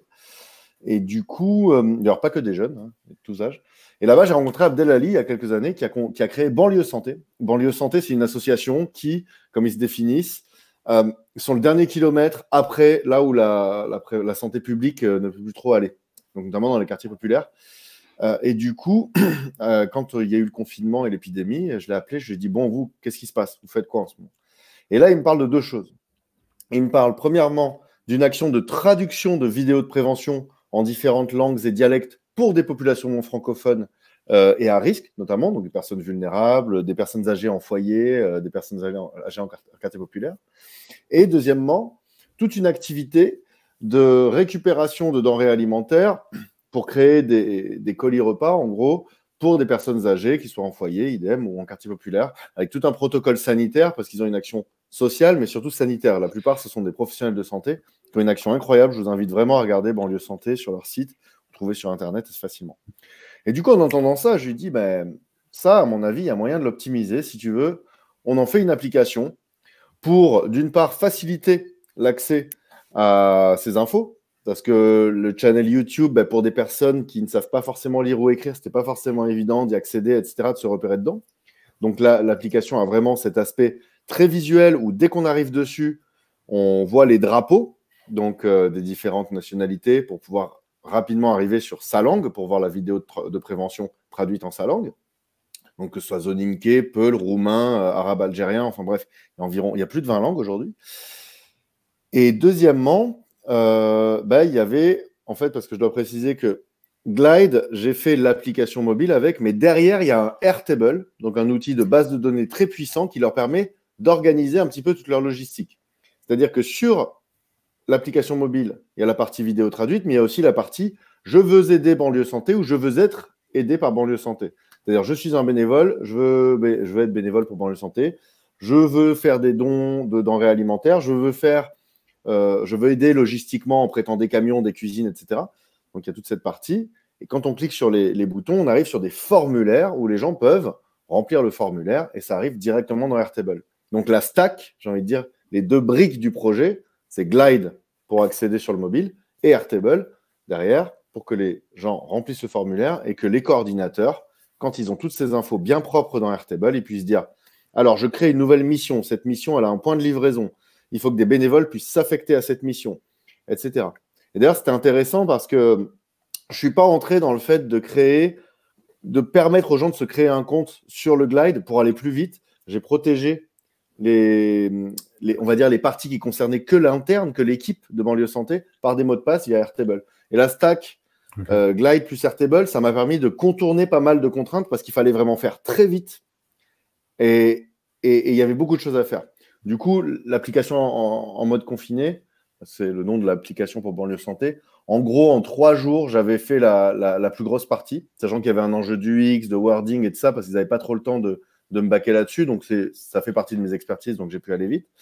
Mais en gros, c'était vraiment un plaisir voilà, comme Alexis, on a géré des agences web dans nos vies, et beaucoup de projets web. Et là, parfois, j'avais l'angoisse de me dire « Oh non, je ne vais pas pouvoir le faire ». Et puis, vraiment, je regarde juste la documentation 2 minutes. Et étant donné que la documentation de Glide est extrêmement bien faite, j'ai fait « Ah non, mais en fait, je peux… Ah, mais c'est tout con, en fait. C'est juste ça !» Et là, du coup, euphorie, cri, ma nana se demandait ce qui se passait. Donc, voilà, en mode confiné, pour le coup, c'est dès que l'appli a été en ligne, ça a aussi été un objet de communication. C'est-à-dire que le fait que tout soit regroupé dans une appli, ça fait que ça a beaucoup circulé. Il y a Mouloud Achour qui nous a rapidement relayé dans Click. On est passé dans Le Monde, on est passé sur plein de médias. Et ça a été vraiment cool, même pour sensibiliser aussi des jeunes de quartier populaire qui, sur le côté confinement, en fait, quand on disait en mode confiné, c'était aussi pour dire restez chez vous. Et ça a pas mal circulé. Et voilà, quoi, cette appli a fait son bout de chemin. Et là, ce qui est intéressant, c'est que je viens de faire la passation à Hanan et Anouret, qui font partie de l'équipe. Donc, Anouret est technique et Hanan, elle est plus dans la com. Et en fait, la passation s'est faite en 1h30. Et maintenant, ça y est, ils maîtrisent Glide, quoi. Versus, ça avait été un outil hyper complexe. Et c'est cool parce que là, ils ont envie de changer les éléments de langage. Hop, ils copie-collent dans le spreadsheet et c'est fait, quoi. Donc, super expérience. Et aussi, quelque chose de très important à préciser, parce que comme je le disais, les vidéos de prévention, c'est important qu'elles soient facilement accessibles pour des personnes qui parfois ne savent ni lire ni écrire, mais aussi qui n'ont pas forcément de compte Google ou de compte Apple. Donc là, le fait que ce soit une web app, en fait, une application web mobile, une PWA, pour celles et ceux qui comprennent, donc une application qui ne se télécharge pas sur les stores, pour le résumer comme ça, c'est un raccourci, et bien là, ils cliquent juste sur un SMS ou un WhatsApp sur le lien et ils ont l'appli devant les yeux. C'est ça qui est hyper intéressant. C'est-à-dire que parfois, on dit « Ah, mais c'est pas sur les stores, c'est une barrière ». Ben aussi, on peut le voir comme une non-barrière, au contraire, comme quelque chose qui ouvre des perspectives. Et d'autant je pense que c'est vraiment hyper performante, quoi. C'est hyper intéressant à souligner. C'est vrai qu'on insiste souvent là-dessus. Et du coup, David en a un peu parlé. Il a dit qu'ils vont quand même faire en sorte de déployer sur les stores. Mais nous, on avait déjà échangé avec eux. Et ils sont convaincus, comme nous, on l'est, que c'est beaucoup plus facile de faire utiliser une application à des gens s'ils n'ont que à taper une URL pour y accéder, quoi. D'aller sur les stores, on sait que c'est bien plus compliqué de faire installer une application à des gens. Et ça, souvent, Enfin, nous, les clients qui ont travaillé depuis des années en tant qu'agence web demandent ça tout le temps, alors qu'il n'y a pas de vraie raison, quoi. Il y a un autre truc qui m'a fait... là, je passe un peu encore sur un autre sujet. Enfin, je ne sais pas combien de temps j'ai encore pour parler. Et si vous avez des questions aussi. On a quelques questions, et j'ai pas du tout regardé le temps, donc c'est complètement en live. Je suis désolé pour Julie et Pierre qui attendent, mais on va arriver. Ok. Ouais, je voulais juste dire que ce qui était assez hallucinant aussi, c'est quand Yacine et Abdelali, donc Yacine c'est le coordinateur, Abdelali le président, me donnaient des insights sur ce dont ils avaient besoin sur l'appli. C'était dingue parce que je prenais des notes en fait, et j'étais là, mais pourquoi je prends des notes? Dans Airtable et Glide, en fait, je me suis rendu compte que ça allait plus vite, sur certains points en tout cas, de le faire en live. Et là, j'ai fait non, quand même, c'est incroyable. C'est vraiment de la télépathie avec la machine. Par contre, il y a eu bien sûr quelques blocages, quelques limites. Mais voilà, c'était aussi excitant de trouver des solutions de contournement à chaque fois, quoi, pour voilà, faire ce que j'avais envie de faire, même s'il y avait des limites. Moi, j'ai une question, mais elle est peut-être un peu plus technique. Rapidement, comment tu as pu connecter Glide et Airtable? Tu es passé par un truc qui connecte ou tu as juste fait des links? J'ai juste fait des liens. J'ai juste créé des liens à partir de boutons, mais je me suis arrangé pour que dans la navigation, ce soit fluide, quoi. C'est-à-dire que j'aurais pu, en effet, créer des formulaires dans Glide qui ensuite auraient été enfin, je sais pas, entre le spreadsheet et Airtable, créer, je sais pas, un zap ou autre. Non, là, je me suis dit que pour aller plus vite, le lien, ça allait très bien. Et les gens ne remarquaient pas qu'ils passaient d'une app à l'autre, d'ailleurs, c'est marrant. Même si volontairement, on laisse le logo Airtable. Comment ? C'est intéressant parce que c'est un petit peu l'avantage du web aussi, quoi. C'est vu que c'est que des pages et que des liens, contrairement à une appli où tu vois littéralement tu sors de l'appli. y a des choses comme ça où on peut être assez rusé, quoi. Ouais. Et ça, c'est, enfin, comme Absolument. tu dis, il faut toujours. Il pourrait y avoir de la surenchère, mettre des apps, de l'automatisation dans tous les sens, mais en fait, tu trouves toujours le meilleur moyen au bon moment, quoi. Absolument. Et il y a un truc aussi, parce que l'autre appli que j'ai développé, parce que ça suffisait pas, il y en avait. En fait, à partir du moment où on a fait ça, il y a eu plein de demandes, mais on n'a pas pu répondre à tout. On préfère rediriger dans la communauté vers d'autres personnes, parce que sinon, on passe passer notre temps à faire du bénévolat. Et il y a un deuxième projet, c'est Zaïm, des déterminés aussi, de la promotion French Tech Tremplin, qui, elle, a pour expertise de bien connaître les maisons de santé. Les maisons de santé, ce sont de formidables alternatives au SAMU ou aux urgences. Et au début du confinement, enfin de l'épidémie, l'un des gros dangers, c'était que les urgences sont engorgées, que le SAMU soit engorgé, notamment pour les personnes qui ont d'autres problèmes que le coronavirus. Et du coup, je l'avais rencontré quelques semaines avant. Et là, je lui ai dit, mais ton truc là de connaître en temps réel les disponibilités des maisons de santé et tout, ça tient toujours? Elle me fait, bah oui, je sais pas quoi faire avec le coronavirus. Donc en gros, je lui ai dit, fais un tableau. En fait, Zaïm, elle appelait toutes les maisons de santé à la main pour voir quels étaient les modes de consultation, s'ils proposaient des urgences, des téléconsultations d'urgence, comment les contacter, avec quel numéro, etc. Je lui ai dit, fais-moi un tableau bien propre. Et on n'arrivait pas à savoir au téléphone, donc j'ai juste fait un screencast, une vidéo commentée de 3 minutes où je lui ai dit, regarde, là tu fais ça, là tu fais ça, là tu... Non, ce genre de truc, tu mets des bullet points et tout. Et en fait, à partir de son tableau, franchement, h24-urgence.fr, c'est l'adresse, je l'ai fait en 1h30, 2 heures. Pas plus. Là, pour le coup, là, c'était vraiment incroyable le temps de réalisation parce que c'est vrai que c'est basé sur une liste d'établissements. C'est vraiment le boulot de Glide, quoi. Pour ça, Glide, c'est redoutable. Tu as une liste bien propre de lieux ou de gens. Tu réagences, c'est parti, quoi. Limite, ce qui m'a pris le plus de temps, c'est de réagencer le format de texte, par exemple, en mettant des bullet points dans les cases pour que ce soit bien propre. Et justement, pour lui donner l'exemple, et puis ensuite lui dire, voilà, formate-le comme ça, et ce sera propre. C'est ça, finalement, le travail, une grande partie du travail, souvent, ça vient du contenu et pas de la technique, quoi. Exactement. En fait, 75% du boulot, c'était plutôt du wording, des images, de la recherche d'images, plutôt que de la technique. C'est ça qui est assez dingue avec ces outils. On se rend compte aussi en formation où moi, je prends plus de temps à dire aux gens, allez chercher des images sur Unsplash et aller chercher des idées que de mettre en place un système de shop ou des exemples comme ça, en fait. Oui, c'est ça. Tu as juste à rentrer et dès que tu la nourris, après, tu le mets en ligne et tu fais les relations en 10 secondes, quoi. Mais quand je coach des entrepreneurs et des entrepreneuses, notamment chez les déterminés, vraiment, le message, c'est de leur dire, à la base, c'est plutôt pour créer son site avec Weebly, des outils simples comme ça, mais là, comme on travaille aussi sur des applis avec Glide ou autre, je leur dis, mais vous prenez pas la tête sur le design, la technique, ça va aller vite, ça. Ça, on va vous former là-dessus et ça va très vite. Par contre, qu'est-ce que vous voulez dire? À qui? Qu'est-ce que vous voulez vendre? Comment vous présentez ça? Quelles sont les images qui illustrent le mieux? 75% du taf n'est pas technique. Et ça, c'est l'une des choses qu'il faut vraiment retenir avec le no-code. L'obstacle qu'on a, c'est de se dire, je ne pourrais jamais faire techniquement. Aujourd'hui, si, c'est pas facile, mais c'est plus accessible. C'est d'ailleurs pour ça qu'on existe, Contournement. C'est pour faciliter et accélérer la tâche technique aux gens. Mais le reste, en fait, les vraies questions, comment je vais chercher des clients, comment je leur parle, qu'est-ce que je mets comme image, quel pricing. Là, c'est... surtout, ça peut faire un peu peur, hein, parce que là, c'est pas c'est parce que le site n'avance pas. Non, c'est parce qu'il faut formaliser les choses essentielles. Super. Est-ce que tu as des questions encore, Stan? Moi, peut-être une dernière. Tu connais aujourd'hui les chiffres en mode confiné? J'ai pas regardé. On approche des 10 000, je crois. Des 10 000 users.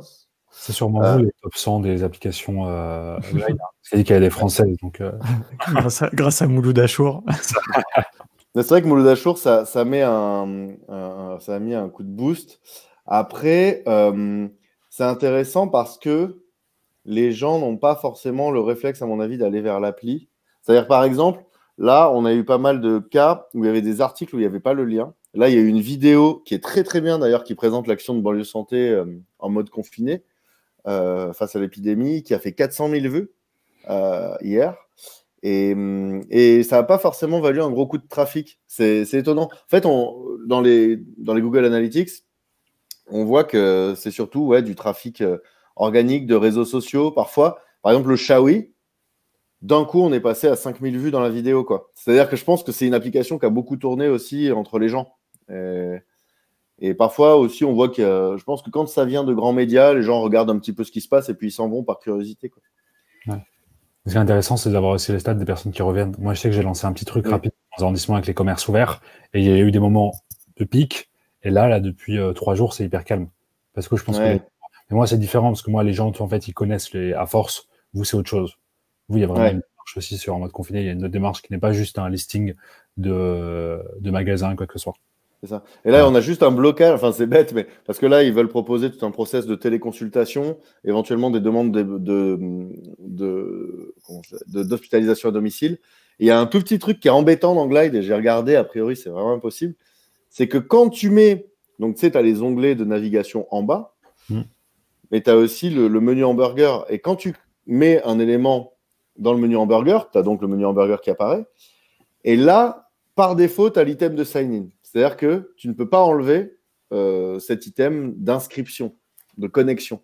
Du coup, il y a plein de gens qui se connectaient à l'appli pour rien. Donc, bon, on a leur mail, on pourra peut-être les recontacter. Mais du coup, on ne peut rien mettre là-haut. Parce qu'on voulait mettre un peu tout ce qui était plus interne ou plus en tout cas, destiné à des utilisateurs qui nous connaissent déjà, ou par exemple des assos, des collectivités, ou pour faire de l'interne, ou pour des téléconsultations. Et du coup, c'est vrai que ça confuse un peu les gens. Ils nous écrivaient là-dessus, là, mais je ne comprends pas, je m'inscris, j'ai rien de plus. Enfin, on n'a pas eu des milliers non plus, mais du coup, ça, c'est le petit truc, juste pour enlever le sign-in, c'est bien. Voilà. On enverra la feature request à David. Je pense que ça changerait dû lui dire. Et David était compliqué pour avoir la nouvelle roadmap. Toujours compliqué de savoir ce qu'il y a. Ouais, toujours. Bon, c'est normal aussi, il s'adapte. Mais en tout cas, en mode confiné.org, banlieue santé aussi, vous cherchez sur Internet, vous trouverez. Ils ont une super action, ils ont une super cagnotte là aussi qui est bien montée, notamment en partie grâce à l'appli. H24-urgence au pluriel.fr. Ça peut servir vraiment à tout le monde parce que dès qu'on commence à avoir des symptômes ou un problème et puis que les urgences et le SAMU sont pleins, les maisons de santé, sachez qu'elles sont quasiment vides pour certaines. Donc, allez-y. Le message est passé. Ouais, merci beaucoup, Erwan. Merci beaucoup. Merci à vous. À très bientôt. À demain. Ça marche. Au bureau virtuel. Salut. Alors, et on va accueillir maintenant Julie. Hop là. Ça va, Julie? Ça va et toi? Ça va, très bien. Bonjour Julie. Salut. Ça fait plaisir de te voir en vrai pour une fois. Alors, salut Julie, nous on se connaît bien. Hein. D'ailleurs, les auditeurs les plus attentifs du podcast sauront que tu as intervenu déjà 2 fois dans le podcast. Tout à fait. Et notamment, on a enregistré ensemble le pilote, tu vois, qu'on a fait il y a presque 1 an maintenant. Est-ce que tu aurais imaginé à cette époque qu'on se retrouverait non, ici pas du tout. En live avec 6 invités, avec le CEO de Glide? Je crois qu'on avait parlé de Glide d'ailleurs dans le pilote. On avait parlé de Glide, ouais, ça fait un moment qu'on disait qu'on voulait faire un épisode dessus. Et voilà, on a fait un épisode avec Stan, et puis après, on a carrément fait un épisode avec le CEO. C'est classe. Cool. Bon, écoute, est-ce que tu peux te présenter tout d'abord? Bien sûr. Pour les gens qui ne connaissent pas. Du coup, dire ce que tu as fait, quoi. Ouais. Du coup, je suis Julie Garnier, donc je suis makeuse, ingénieure pédagogique et formatrice. Du coup, en gros, je traîne pas mal dans les Fab Labs, je bidouille pas mal, je suis formatrice aussi à côté, comme je disais. Donc, je fais des formations à la fabrication numérique, mais aussi sur tout ce qui est utilisation d'outils no-code aussi, entre autres, pour des publics éloignés du numérique. Et du coup, voilà, et j'ai eu quelques expériences avec Glide, notamment en formation. Ma première expérience, en fait, j'ai créé une application pour permettre à mes élèves de suivre plus facilement en fait la formation. Du coup, ils avaient accès aux évaluations, ils pouvaient suivre un petit peu les compétences qu'ils allaient acquérir pendant la formation et tout ça. Et une plus récente, du coup, 2 plus récentes même, du coup, je peux te dire ce que j'ai fait, oui. Ouais, vas-y. Alors, si tu veux commencer peut-être chronologiquement avec Fun with Confinement. Oui, du coup, en fait, c'est Fun with Confinement. En fait, c'est une idée que j'ai eue tout simplement au premier jour du confinement, en fait, parce que j'ai vu passer plein de liens et à la base, j'ai commencé à me faire un Glide pour moi, pour avoir un petit peu tous les liens pour, du coup, qu'est-ce qu'on peut faire, regarder la télé, quel site on peut utiliser, enfin voilà, en gros, comment s'occuper, en fait, finalement, pendant le confinement. et j'ai commencé un petit peu à la partager avec les copains. Et en fait, assez rapidement, il y a commencé à y avoir pas mal d'utilisateurs. Et donc voilà, mais c'était une petite application comme ça, sans trop d'ambition. Et depuis récemment aussi, je fais partie d'un groupe qui s'appelle le Maker Crew du Rambo. Donc en fait, c'est des makers qui viennent d'un peu partout en France. Et en fait, on a plusieurs projets en ce moment liés surtout au culturel et à garder le lien avec les gens. Parce que du coup, c'est un aspect, on parle beaucoup de santé, de la crise sanitaire, mais en tout cas du côté maker. Et c'est vrai qu'on trouvait qu'il y avait un besoin, en tout cas, nous, on avait envie de travailler sur ce sujet-là, pour pas refaire une énième application ou un énième projet dans le sens, enfin voilà. Et du coup, on travaille sur plusieurs aspects. Donc, on fait des apéros makers tous les mercredis, du coup, avec des invités et on parle, enfin voilà, futur maker, on a des invités, des conférenciers toutes les semaines. Il y a aussi, du coup, un fanzine qu'on a lancé la semaine dernière avec plusieurs contributeurs, enfin voilà, pour garder le côté culturel un peu et le petit magazine qu'on peut imprimer facilement à la maison.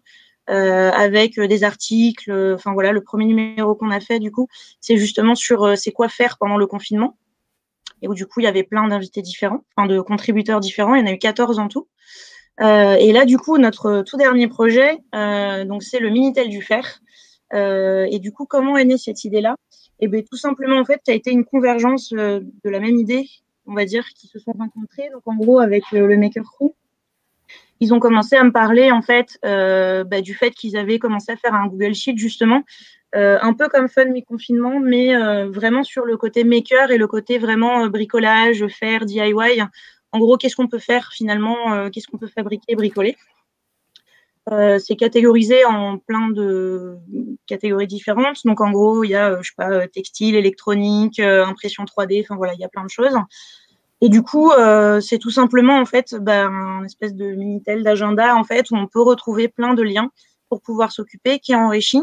Tous les jours, il y a une sélection que vous pouvez retrouver du coup sur le Facebook du réseau français des Fab Labs et sur l'Instagram du Rambo du Cactus. Voilà, c'est thématique chaque jour. Est-ce que tu peux nous donner des exemples un peu de contenu, du coup, de choses Ouais, bien sûr. En gros, il y a plusieurs catégories. Donc, il y a une catégorie qui est plus sur le tuto qu'on va recommander sur la thématique. Donc, par exemple, j'ai fait une sélection autour du design et du textile. Du coup, voilà, je donnais un tuto un petit peu sur du coup comment fabriquer à la maison sa teinture en fait pour pouvoir teindre des vêtements, ce genre de choses. Il y a des comptes à suivre aussi, notamment le Fab Lab de Barcelone, par exemple, toujours dans le textile, travaille beaucoup sur la mode circulaire, enfin voilà, ce genre de choses. Et l'idée, en fait, c'est un petit peu d'ouvrir en fait les horizons de tous ceux qui suivent l'application. Et voilà, de donner un petit peu des ressources, des choses à faire à la maison, quoi, en gros. Cool. L'appli est assez sympa d'ailleurs, je trouve que visuellement c'est super joli. Enfin, comment vous avez fait les petites images? Est-ce que c'est des illustrations? Alors ça, on a une super graphiste, Alice du coup, qui du coup nous a fait tous les petits logos et tout ça. En fait, on est une équipe. Et du coup, chacun, de manière un peu complémentaire, en fait, on s'est aidé. Moi, j'ai fait du coup l'application Glide. Et du coup, tout le fond, en fait, a été réalisé par les autres membres de l'équipe. Et donc, on a une graphiste aussi qui nous a fait un logo, nous a fait du coup les petites illustrations. Du coup, c'est pour ça que effectivement, ça rend bien. Ouais, non, c'est assez chouette. Et ça, je trouve que c'est un truc où d'ailleurs, Stan aussi, je trouve que tu es très bon. En fait, on a souvent l'impression que dans Glide, on est très contraint dans le design. Il y a pas mal d'options qui sont proposées, mais on ne peut pas faire ce qu'on veut, mettre les couleurs qu'on veut. Et en fait, une très bonne manière de rendre ça plus intéressant, c'est par l'image. Et avec des jeux un peu astucieux d'images. Moi, je trouve que Stan, tu as des applications comme ça où je trouve qu'il y a des choses qui sont assez bien faites, où en fait, des éléments d'interface viennent d'images. Et pareil aussi, là, dans cette application là, du Minitel du Fer, j'avais trouvé que c'était vraiment sympa parce que tout de suite, des belles illustrations originales, tout de suite, ça fait la différence, quoi. Moi, c'est le premier truc que j'ai dit, par exemple, j'étais en discussion quand j'ai découvert ça, et c'est le premier truc que j'ai dit, ouais, c'est vachement beau. Ouais, du coup, il faut remercier Alice qui nous a fait des super icônes. La féliciter. Non, mais je pense que c'est important pour les gens qui font des applis avec Glide de vraiment penser à ça, de ne pas sous-estimer les images, quoi, et de se dire, ok, c'est pas parce que je suis limité que je peux pas mettre les typos que je veux, etc. Je peux le faire peut-être via des images, quoi. Tout à fait. Et puis surtout à savoir que si on n'a pas forcément de graphiste, il y a plein de sites où on peut trouver des icônes qui sont déjà faites, qui sont vachement bien. Et ça vaut effectivement le coup de prendre un petit peu le temps sur ce côté graphique, justement pour faire ressortir plus facilement sa personnalité en fait à travers l'application et pour pas rester sur les icônes qui sont que proposées par Glide ou autre. Ça me fait penser à une petite application, je fais un petit point, mais je disparais très vite. C'est SlideOS, celui qui a transformé, qui refait un OS de Apple ou de Android sur un Glide App en fait, avec des carrés de petites icônes. C'est vrai que le côté, c'est assez malin. C'est vraiment fin de la digression. Contourner les contraintes graphiques. C'est clair. Il y a plein de choses quand on est un peu créatif. Enfin, c'est vrai dans tout, mais je trouve que c'est encore plus vrai avec Glide. On peut faire des choses assez chouettes visuellement, quoi. C'est ça qui est intéressant en fait, je trouve, et c'est pour ça je pense que je me suis pris de passion entre guillemets pour cette application et que je fais autant de projets avec, c'est qu'elle est assez facile à prendre en main finalement. Et c'est vrai que dès qu'on veut prototyper quelque chose, en fait c'est assez facile à, par exemple, le Minitel du Fer et Fun with Confinement, je crois que j'avais mis 2-3 jours à le faire, et du coup en fait je l'ai juste dupliqué pour pouvoir faire le Minitel du Fer. Et du coup en vrai en 2 jours finalement, 2-3 jours, on a réussi à faire cette application quoi. Et du coup, à la lancer. Et du coup, c'est vrai que c'est hyper agréable. Voilà. Le but, c'est pas forcément de rester dans Glide après. Mais en tout cas, pour lancer le projet, c'est vraiment top. Et alors, dis-nous un petit peu justement, c'est quoi la suite là, de ces applications? Ou alors même pour toi, juste est-ce que tu as d'autres idées de choses que tu vas faire? Alors, du coup, en fait, l'idée, c'est que tous les projets là dont je suis en train de parler là, l'idée, c'est qu'on veut qu'ils durent en fait dans le temps. On a vu en fait que mine de rien, cette période de confinement, ça nous a permis aussi de pouvoir du coup travailler plus facilement à plusieurs, à distance, d'avoir plus le temps de faire ça. Parce que finalement, on vient d'un peu toute la France, donc c'est ça qui est hyper intéressant avec ce projet aussi. On s'est jamais rencontrés en vrai. On a commencé à bosser ensemble un peu avant le confinement et c'est vrai que c'est assez marrant comme histoire. Et du coup, en fait, notre objectif, en fait, à terme, ça va être plutôt d'en faire un site qui va héberger en fait ces 3 projets et à terme aussi de du coup pouvoir faire une web app nous-mêmes du coup, pour avoir un peu plus de liberté sur la mise en page, sur ce genre de choses, et pour pouvoir héberger les données chez nous aussi, et pas forcément passer par un Google Sheet. Voilà. Et pourquoi pas aussi proposer nos propres tutos et pouvoir plus facilement aussi intégrer nos propres ressources à nous directement dans la plateforme. Voilà. Super. Bon, merci beaucoup. Merci beaucoup pour cette petite présentation. Avec plaisir. Et puis, tu tiens-nous au courant. De toute façon, sur le Slack, on verra toutes ces nouvelles créations. Tout à fait. Merci, Julie. À bientôt. Je t'en prie, salut. Au revoir. Et on va finir notre marathon du no-code et de Glide avec Pierre, que j'invite tout de suite. On part de France, Pierre. Salut Pierre. Et effectivement, on va sortir de France puisqu'on va en Belgique. On va loin. Profitez du beau temps. Bonsoir Pierre. Pierre, vous avez sorti une application qui permet d'offrir des repas aux membres du personnel hospitalier, qui s'appelle 8PM, avec Hello-Tiro. Est-ce que tu peux nous raconter un peu ce que c'est qu'Hello-Tiro, ce que c'est que 8PM et un peu l'histoire de cette application et comment vous avez l'utilisé? Écoute, moi je suis l'un des 2 fondateurs de Tyro, Hello-Tyro, les deux fonctionnent. Où nous, on est une boîte belge, on a 2 ans, qui est spécialisée en recrutement pour start-up, que ce soit pour job ou stage. Et en fait, 8 PM fait référence à 20h, tiens, on sort sur le balcon ou à la fenêtre pour applaudir le personnel soignant. Et en fait, l'idée est arrivée un petit peu au début du confinement, où en Belgique, en tout cas, et à Bruxelles, on a vu beaucoup de startups essayer de lancer un petit peu des initiatives comme ça pour aider d'une manière et d'une autre pendant la pandémie et différents groupes qui sont vraiment impactés assez fortement par le virus. Et donc, en fait, on s'est un peu en équipe, on est une équipe de 4, donc on s'est dit, tiens, qu'est-ce qu'on pourrait faire d'intéressant et un peu utiliser les forces de chacun. Et en fait, l'une, Gaëlle, qui bosse avec nous, est ambassadrice du compte Instagram Brussels Food Guide. Donc, elle est très foodie, elle est très dans ce réseau de restaurants et connaît beaucoup de monde. Et donc, elle avait déjà des retours en disant, tiens, les restaurants doivent se fermer, ils galèrent un petit peu en ce moment et justement, ils essayent de faire beaucoup de livraisons ou choses comme ça. Et on s'est dit, tiens, il y a peut-être quelque chose à faire avec le personnel soignant, où aussi on sait qu'ils sont sous une pression énorme. Et tout de suite, rapidement, on s'est dit, tiens, on pourrait essayer de connecter ces deux mondes et les aider. Et donc concrètement, 8 PM, c'est permettre à un citoyen de faire un don d'un repas au personnel soignant. Et en fait, ce repas va être cuisiné. C'est un repas frais, qui vient d'un restaurant cuisiné le matin, et en fait qui va être livré à l'hôpital dans la journée pour que voilà toutes les unités Covid, comme ils ont ici à Bruxelles, puissent voilà avoir un petit moment de répit, avoir un beau repas et pouvoir profiter. Passer une journée un peu meilleure et voilà. C'était un peu ça le concept. Et c'était sympa parce que au-delà de ça, nous, l'activité de recrutement a beaucoup diminué. Mais donc, on a pu un peu tous s'investir dans l'équipe parce que chacun a vraiment eu un peu son rôle à part entière et a vraiment pu apporter sa petite pierre à l'édifice pour construire ça. Et aujourd'hui, ça fait en gros 4 semaines que l'application est en route et on est content de pouvoir aider de quelque manière que ce soit. Et concrètement, le parcours à l'intérieur de l'application, il se passe comment? C'est que tu fais un don, tu commandes à ton restaurant, comment ça se passe pour les utilisateurs? Et surtout, est-ce qu'il n'y a que les Bruxellois qui peuvent avoir accès ou qui peuvent faire des dons? Ok.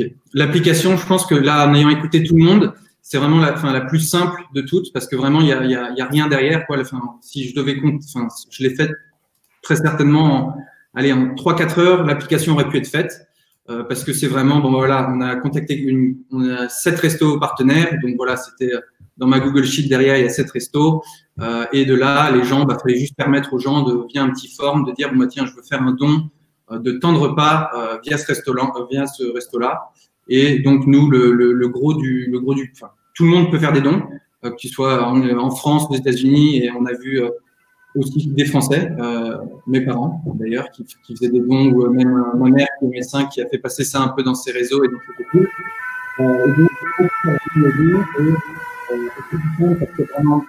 Il y a la police qui nous a empêchés de t'entendre, je crois. Okay. C'est moi, je suis vraiment désolé. Ah, c'était la fenêtre. Non, mais en gros, c'est vraiment c'est tout simple. C'est un petit form dans l'application pour dire, je veux faire un don de 1, 2, 10 repas. Et de là, en fait, le gros boulot, c'était de guider l'utilisateur. Tu as fait ton don.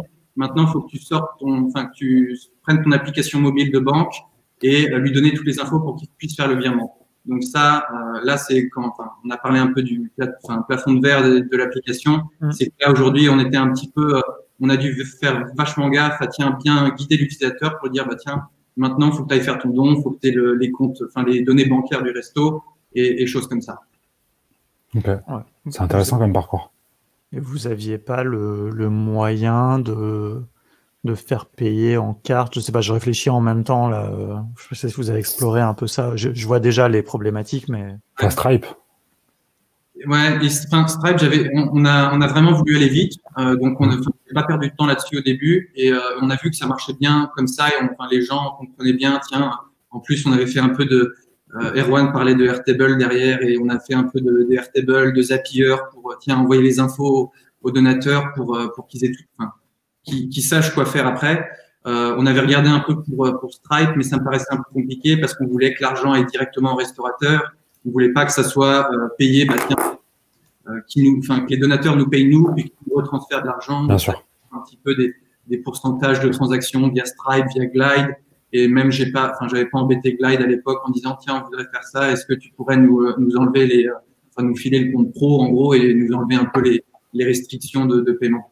Je les avais juste contactés pour leur dire, tiens, est-ce que tu peux m'enlever la limite de comment ils appellent ça, de records dans la spreadsheet, quoi, parce qu'on est vite passé à plus de 500, je crois, on s'est limité à 500 sur Glide. Donc, on avait juste fait ça, et après, on a fait vachement gaffe sur le contenu de l'app pour dire vraiment qu'est-ce qu'on fait, quand tu donnes un repas, à quoi tu peux t'attendre, et qu'est-ce qui se passe après, et qu'est-ce qu'on attend. Ouais, c'est stylé, mais il y avait une réflexion qui arrivait peut-être chez Glide, mais il disait que c'est compliqué. C'était d'essayer parce qu'il y avait beaucoup de gens qui posaient la question de savoir comment pouvoir faire des marketplaces, et du coup avec des vendeurs différents, et en fait de passer par les API Stripe pour qu'il y ait plusieurs comptes connectés en fait sur une même application. Mais ils ont dit que pour l'instant c'était pas possible, mais c'était peut-être en réflexion, mais en fait ça dépend pas d'eux, ça dépend vraiment de Stripe et du moyen de paiement. Okay. Mais l'appli est cool, et je trouve qu'on parlait de l'esthétique, et je trouve que l'esthétique est marrante. D'ailleurs, j'ai une question, comment vous avez fait pour avoir cet effet comme ça de bande, de couleurs? C'est vraiment En gros, c'est je vais aller faire des petites sur Canva, des petites images avec juste un bandeau d'une couleur. Et en fait, il y a pas mal d'images. Tous les bandeaux que tu vois, c'est une petite image qui est dans le layout et tu vois de taille 1 par 1, donc c'est tout fin. Et comme ça fait un petit séparateur, un petit divider pour un peu aérer et donner un petit côté esthétique, on va dire. Okay. Un bon exemple encore d'un usage un peu malin justement des images pour faire un habillage graphique. C'est vrai que l'application est assez chouette. Et en plus, vous l'avez fait aussi en 2 langues du coup. Ouais, ça, la Belgique a sa particularité de parler 2 langues, voire 3 si on compte un peu l'anglais, où les Flamands et les Wallons parlent en anglais en général. Et donc, c'était, je pense, il y a 2 semaines où on s'est dit, l'écran français, si on veut essayer d'aller encore plus loin et de toucher un peu l'autre moitié du pays, il fallait la faire en néerlandais, en flamand. Et donc, à ce moment-là, c'était juste un petit boulot de traduction et de faire au mieux pour que ça soit facile, parce qu'on voulait pas faire 2 applications différentes et pour aller vite, voilà, c'est un petit bouton en haut qui te switch vers une page en néerlandais et voilà. Si tu parles pas le français, tu peux aussi faire un bout. Super. C'est propre, je vais balader dessus en même temps. Et aujourd'hui, les chiffres, vous avez un peu de stats sur combien de repas vous avez pu. Écoute, en gros, c'est cool que ça soit aujourd'hui parce qu'on vient de dépasser les 1000 repas donnés. Ah oui, quand même. Donc, voilà, c'est un petit chiffre un peu symbolique, mais c'est cool parce que au-delà de ça et l'application qui est tout, tu vois, où tu mets quelqu'un sur Glide pendant une journée, il te fait l'application sans problème. C'est au-delà de ça, ça te permet d'aller vachement plus loin et malgré les limitations je pense, avoir un bel impact, quoi que tu veuilles faire, et toutes les autres applis ont fait ça, quoi. Donc, je trouve que c'est le pouvoir du no-code qui fait que rapidement, tu peux proposer une solution et avoir un réel impact sur ce qui se passe dehors et sur le personnel soignant et les restaurateurs. Et c'est hyper cool parce qu'on a eu plein de bons retours où le personnel médical était hyper content et les restaurateurs aussi réouvraient un peu grâce à nous. Ils disaient, tiens, on peut rebosser et livrer des repas. Donc, c'était vachement, c'était une cool histoire qui va s'arrêter, j'espère, rapidement, où l'application c'est une application éphémère, quoi. On a envie d'arrêter de demander des dons. Mais c'était cool. Je pense que c'est la première fois qu'on a autant de gens qui veulent que leur appli se termine et que plus personne n'utilise leur application, quoi. C'était bien parce c'était un peu aussi thérapeutique pour la team où voilà, on est tous un peu confinés, on est tous un peu des temps, c'est des temps un peu particuliers. Et je pense que chacun, on a Agathe qui a passé beaucoup de temps sur tout ce qui est logo, design, tout ça. Laurent, mon cofondateur, qui a fait tout ce qui est presse, un peu de télé, un peu de radio pour essayer d'avoir un peu de visibilité, le maximum de visibilité pour le maximum de dons parce qu'on est tributaire de ça au final. Donc, on n'a pas eu énormément d'utilisateurs, mais on était content d'avoir atteint les 1000 repas et avoir un peu orchestré les livraisons après. C'était le côté opérationnel derrière où Airtable, Zapier nous a vachement aidé pour faciliter ça pour les restaurateurs et pour les hôpitaux. Et vous avez fait appel à des experts locaux. Enfin, je pense à côté de Bruxelles, je penserai à Damien Van Achter. Je sais pas du tout si ça te parle. Non. Ok. Vous êtes formé sur Glide et après vous avez tout dev comme ça avec les tutos. Moi, l'histoire un peu perso, c'est que Hello Tyro, la plateforme de recrutement de stagiaires est faite avec des outils no-code. Donc, c'est Webflow, Zapier, Airtable et MemberStack. Donc moi, ça fait 2 ans que je joue un peu là-dedans et c'est maintenant un peu une passion, quoi. Et je connaissais Glide d'avant et quand on s'est dit tiens, on peut faire quelque chose, et justement, on s'est dit tiens, Pierre, il peut peut-être faire quelque chose, une petite app, un truc comme ça pour justement aider pendant cette pandémie. Et donc voilà, je connaissais déjà l'outil, même si j'avais pas fait grand-chose dessus, mais je connaissais le fonctionnement et ouais, l'application en 3-4 heures, elle était prête. Ok, nice. Et est-ce que tu penses que vous allez peut-être utiliser dans un cadre pro à nouveau Glide? Est-ce que ça vous a donné des idées, tu vois, le fait de faire ça, est-ce que ça vous a donné des idées d'app ou de choses Moi, ça m'a toujours, j'ai toujours pas mal d'idées où je me dis, tiens, je pourrais faire des trucs comme ça. Je pense qu'au niveau de la team et de la boîte, c'est encore un peu tôt, tu vois, on est là un peu tous à un peu voir ce qui se passe et plus sur le business qu'on fait du recrutement où on va se reconcentrer là-dessus. Mais clairement, il y a plein de possibilités où, tiens, tu n'as pas besoin d'avoir un dev qui va te faire une appli mobile pour ta plateforme de recrutement de stagiaires et Glide peut faire le boulot et tester un peu mode startup, tester ton marché, voir s'il y a des gens où ça mord et après, voilà, quand tu atteins vraiment ces limitations, ce plafond de verre, et tu passes à autre chose si vraiment ton application Glide elle te bloque. C'est pas des trucs cool. Super, merci beaucoup. Merci beaucoup, Pierre. Merci de l'accueil et de l'invite. Et merci d'avoir patienté jusqu'à la fin dans cette longue suite. Mais en tout cas, c'était chouette d'avoir l'occasion de parler de ce que tu as fait, de ton app. Je trouve qu'on a fait un bel éventail, un beau panorama un peu, parce qu'avec plein d'idées très différentes. Là où on voit, je trouve vraiment la créativité des gens dans des situations comme ça, un peu de crise. Chacun est allé de sa solution et toutes ces solutions sont différentes, quoi. Et je pense qu'on avait pris 5, mais j'en vois tout le temps là des nouvelles petites apps Glide qui sortent, des trucs comme ça qui sont hyper cool et tu sens que le confinement a poussé pas mal de gens à se lancer dans un petit side project, dans une petite application. Ils se disent ça pourrait être cool. Donc, ouais. En tout cas, merci de l'invite et c'était top boulot. Et bravo à tout le monde et tous les makers. Ouais. Merci. Je te propose, je sais pas, on va faire une petite conclusion. Je te propose de rester avec nous. Je vais réinviter Aurélien aussi. Je vois qu'il est toujours là. Moi, il y avait un truc. Voilà, on va se faire une petite conclusion tous les 4. Dis-moi, Stan, pardon. Je parlais à Pierre parce que moi, j'ai rencontré Gaël de chez vous à une époque. Ouais, c'est tout. C'était vraiment l'histoire sans intérêt, mais voilà, je voulais le dire. Parce que du coup, je vous connaissais avant. En fait, on a une seule question à laquelle on n'a pas répondu, mais du coup, qui serait plutôt pour Aurélien. Donc, j'en profite. J'ai vu que tu étais resté, donc il y a une personne qui demandait si ça serait possible de faire une application Glide pour faire des tests, je suppose, en lien pour détecter le Covid, je sais pas. Peut-être un petit peu. Alors tu peux avec une application Glide, avec du numérique, tu peux faire un formulaire type.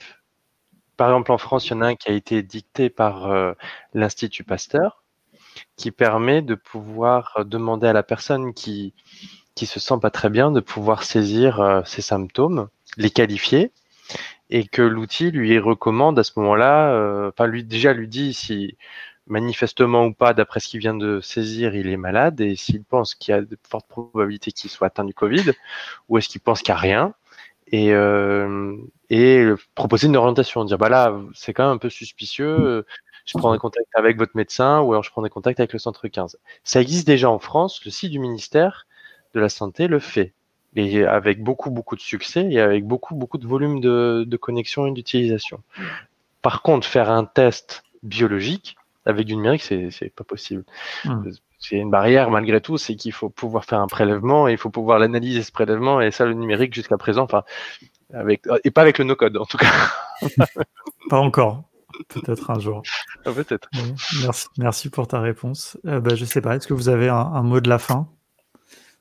Est-ce que, je sais pas, Stan, Non, moi j'ai une citation que je trouve assez intéressante et que moi j'utilise beaucoup, mais alors vraiment je m'en serais jamais douté, c'est que je fais beaucoup de PDF et de présentations en format vertical sur Canva que j'incorpore dans Glide uniquement avec des photos, ce qui me permet de pouvoir envoyer des présentations hyper facilement à tout le monde et pour plein de projets. Donc pour que ce soit des pitch decks, des reconnaissances de stratégie, enfin plein de choses. Et en fait, du coup, ça permet de changer, de donner un nouvel aspect aussi aux slides, et du coup, il y aura des slides faits sur téléphone. Voilà, c'est parce que je crois que j'en ai 6 qui tournent. Bon, après, c'est des applications que je supprime assez vite, mais je trouvais ça marrant comme système, et du coup, en fait, à l'espèce de fausse application, tu peux retrouver un peu tes slides et des trucs comme ça. Voilà. Et deuxième truc, et je crois que j'ai 53 applications aujourd'hui actives sur Glide, et 4 payantes. C'est un peu ce que disait David, effectivement, parce que la plupart des gens ont pas mal d'applications, quoi. Quand on s'y met, il y a des bannières. Ce qui est chouette, ce qu'on a vu, moi, ce que j'ai beaucoup apprécié, c'est la sincérité et l'engagement de tout le monde, quoi. C'est vraiment, ça fait chaud au cœur. Enfin, moi, je trouve ça Je trouve ça top. L'application de Pierre, je suis allé la voir, Pierre, ton application, pendant que tu en parlais.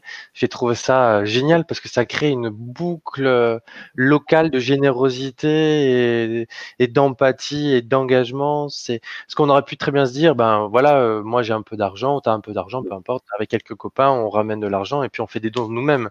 Et donc on aurait pu payer des, tu vois, mais des repas. Mais le fait de créer par l'application une boucle locale de proximité avec les restaurateurs et les gens qui donnent, ça crée un cercle vertueux de générosité et d'empathie. Et ça, c'est archi bien, quoi. Je trouve ça joli. Ça fait éclore comme ça de la générosité et de la solidarité. Ouais. Je vais juste vous dire au revoir. J'avais laissé allumer, je dû partir un tout petit peu avant la fin parce que j'ai une compagne qui voulait absolument que je dîne avec elle. Pas de souci. C'était juste on t'a juste réinvité pour que tu puisses dire au revoir. Ben, merci beaucoup. Et on va tous, et bravo pour ce que vous faites, hein, messieurs. Aussi, hein. Puis avec plaisir pour se recroiser virtuellement ou dans un monde bien réel bientôt. Super. Merci à tous. Merci Arwan. Merci Aurélien pour ce bon mot de la fin. Ouais. Merci à Pierre. Et puis merci à Stan pour la co-animation. Merci.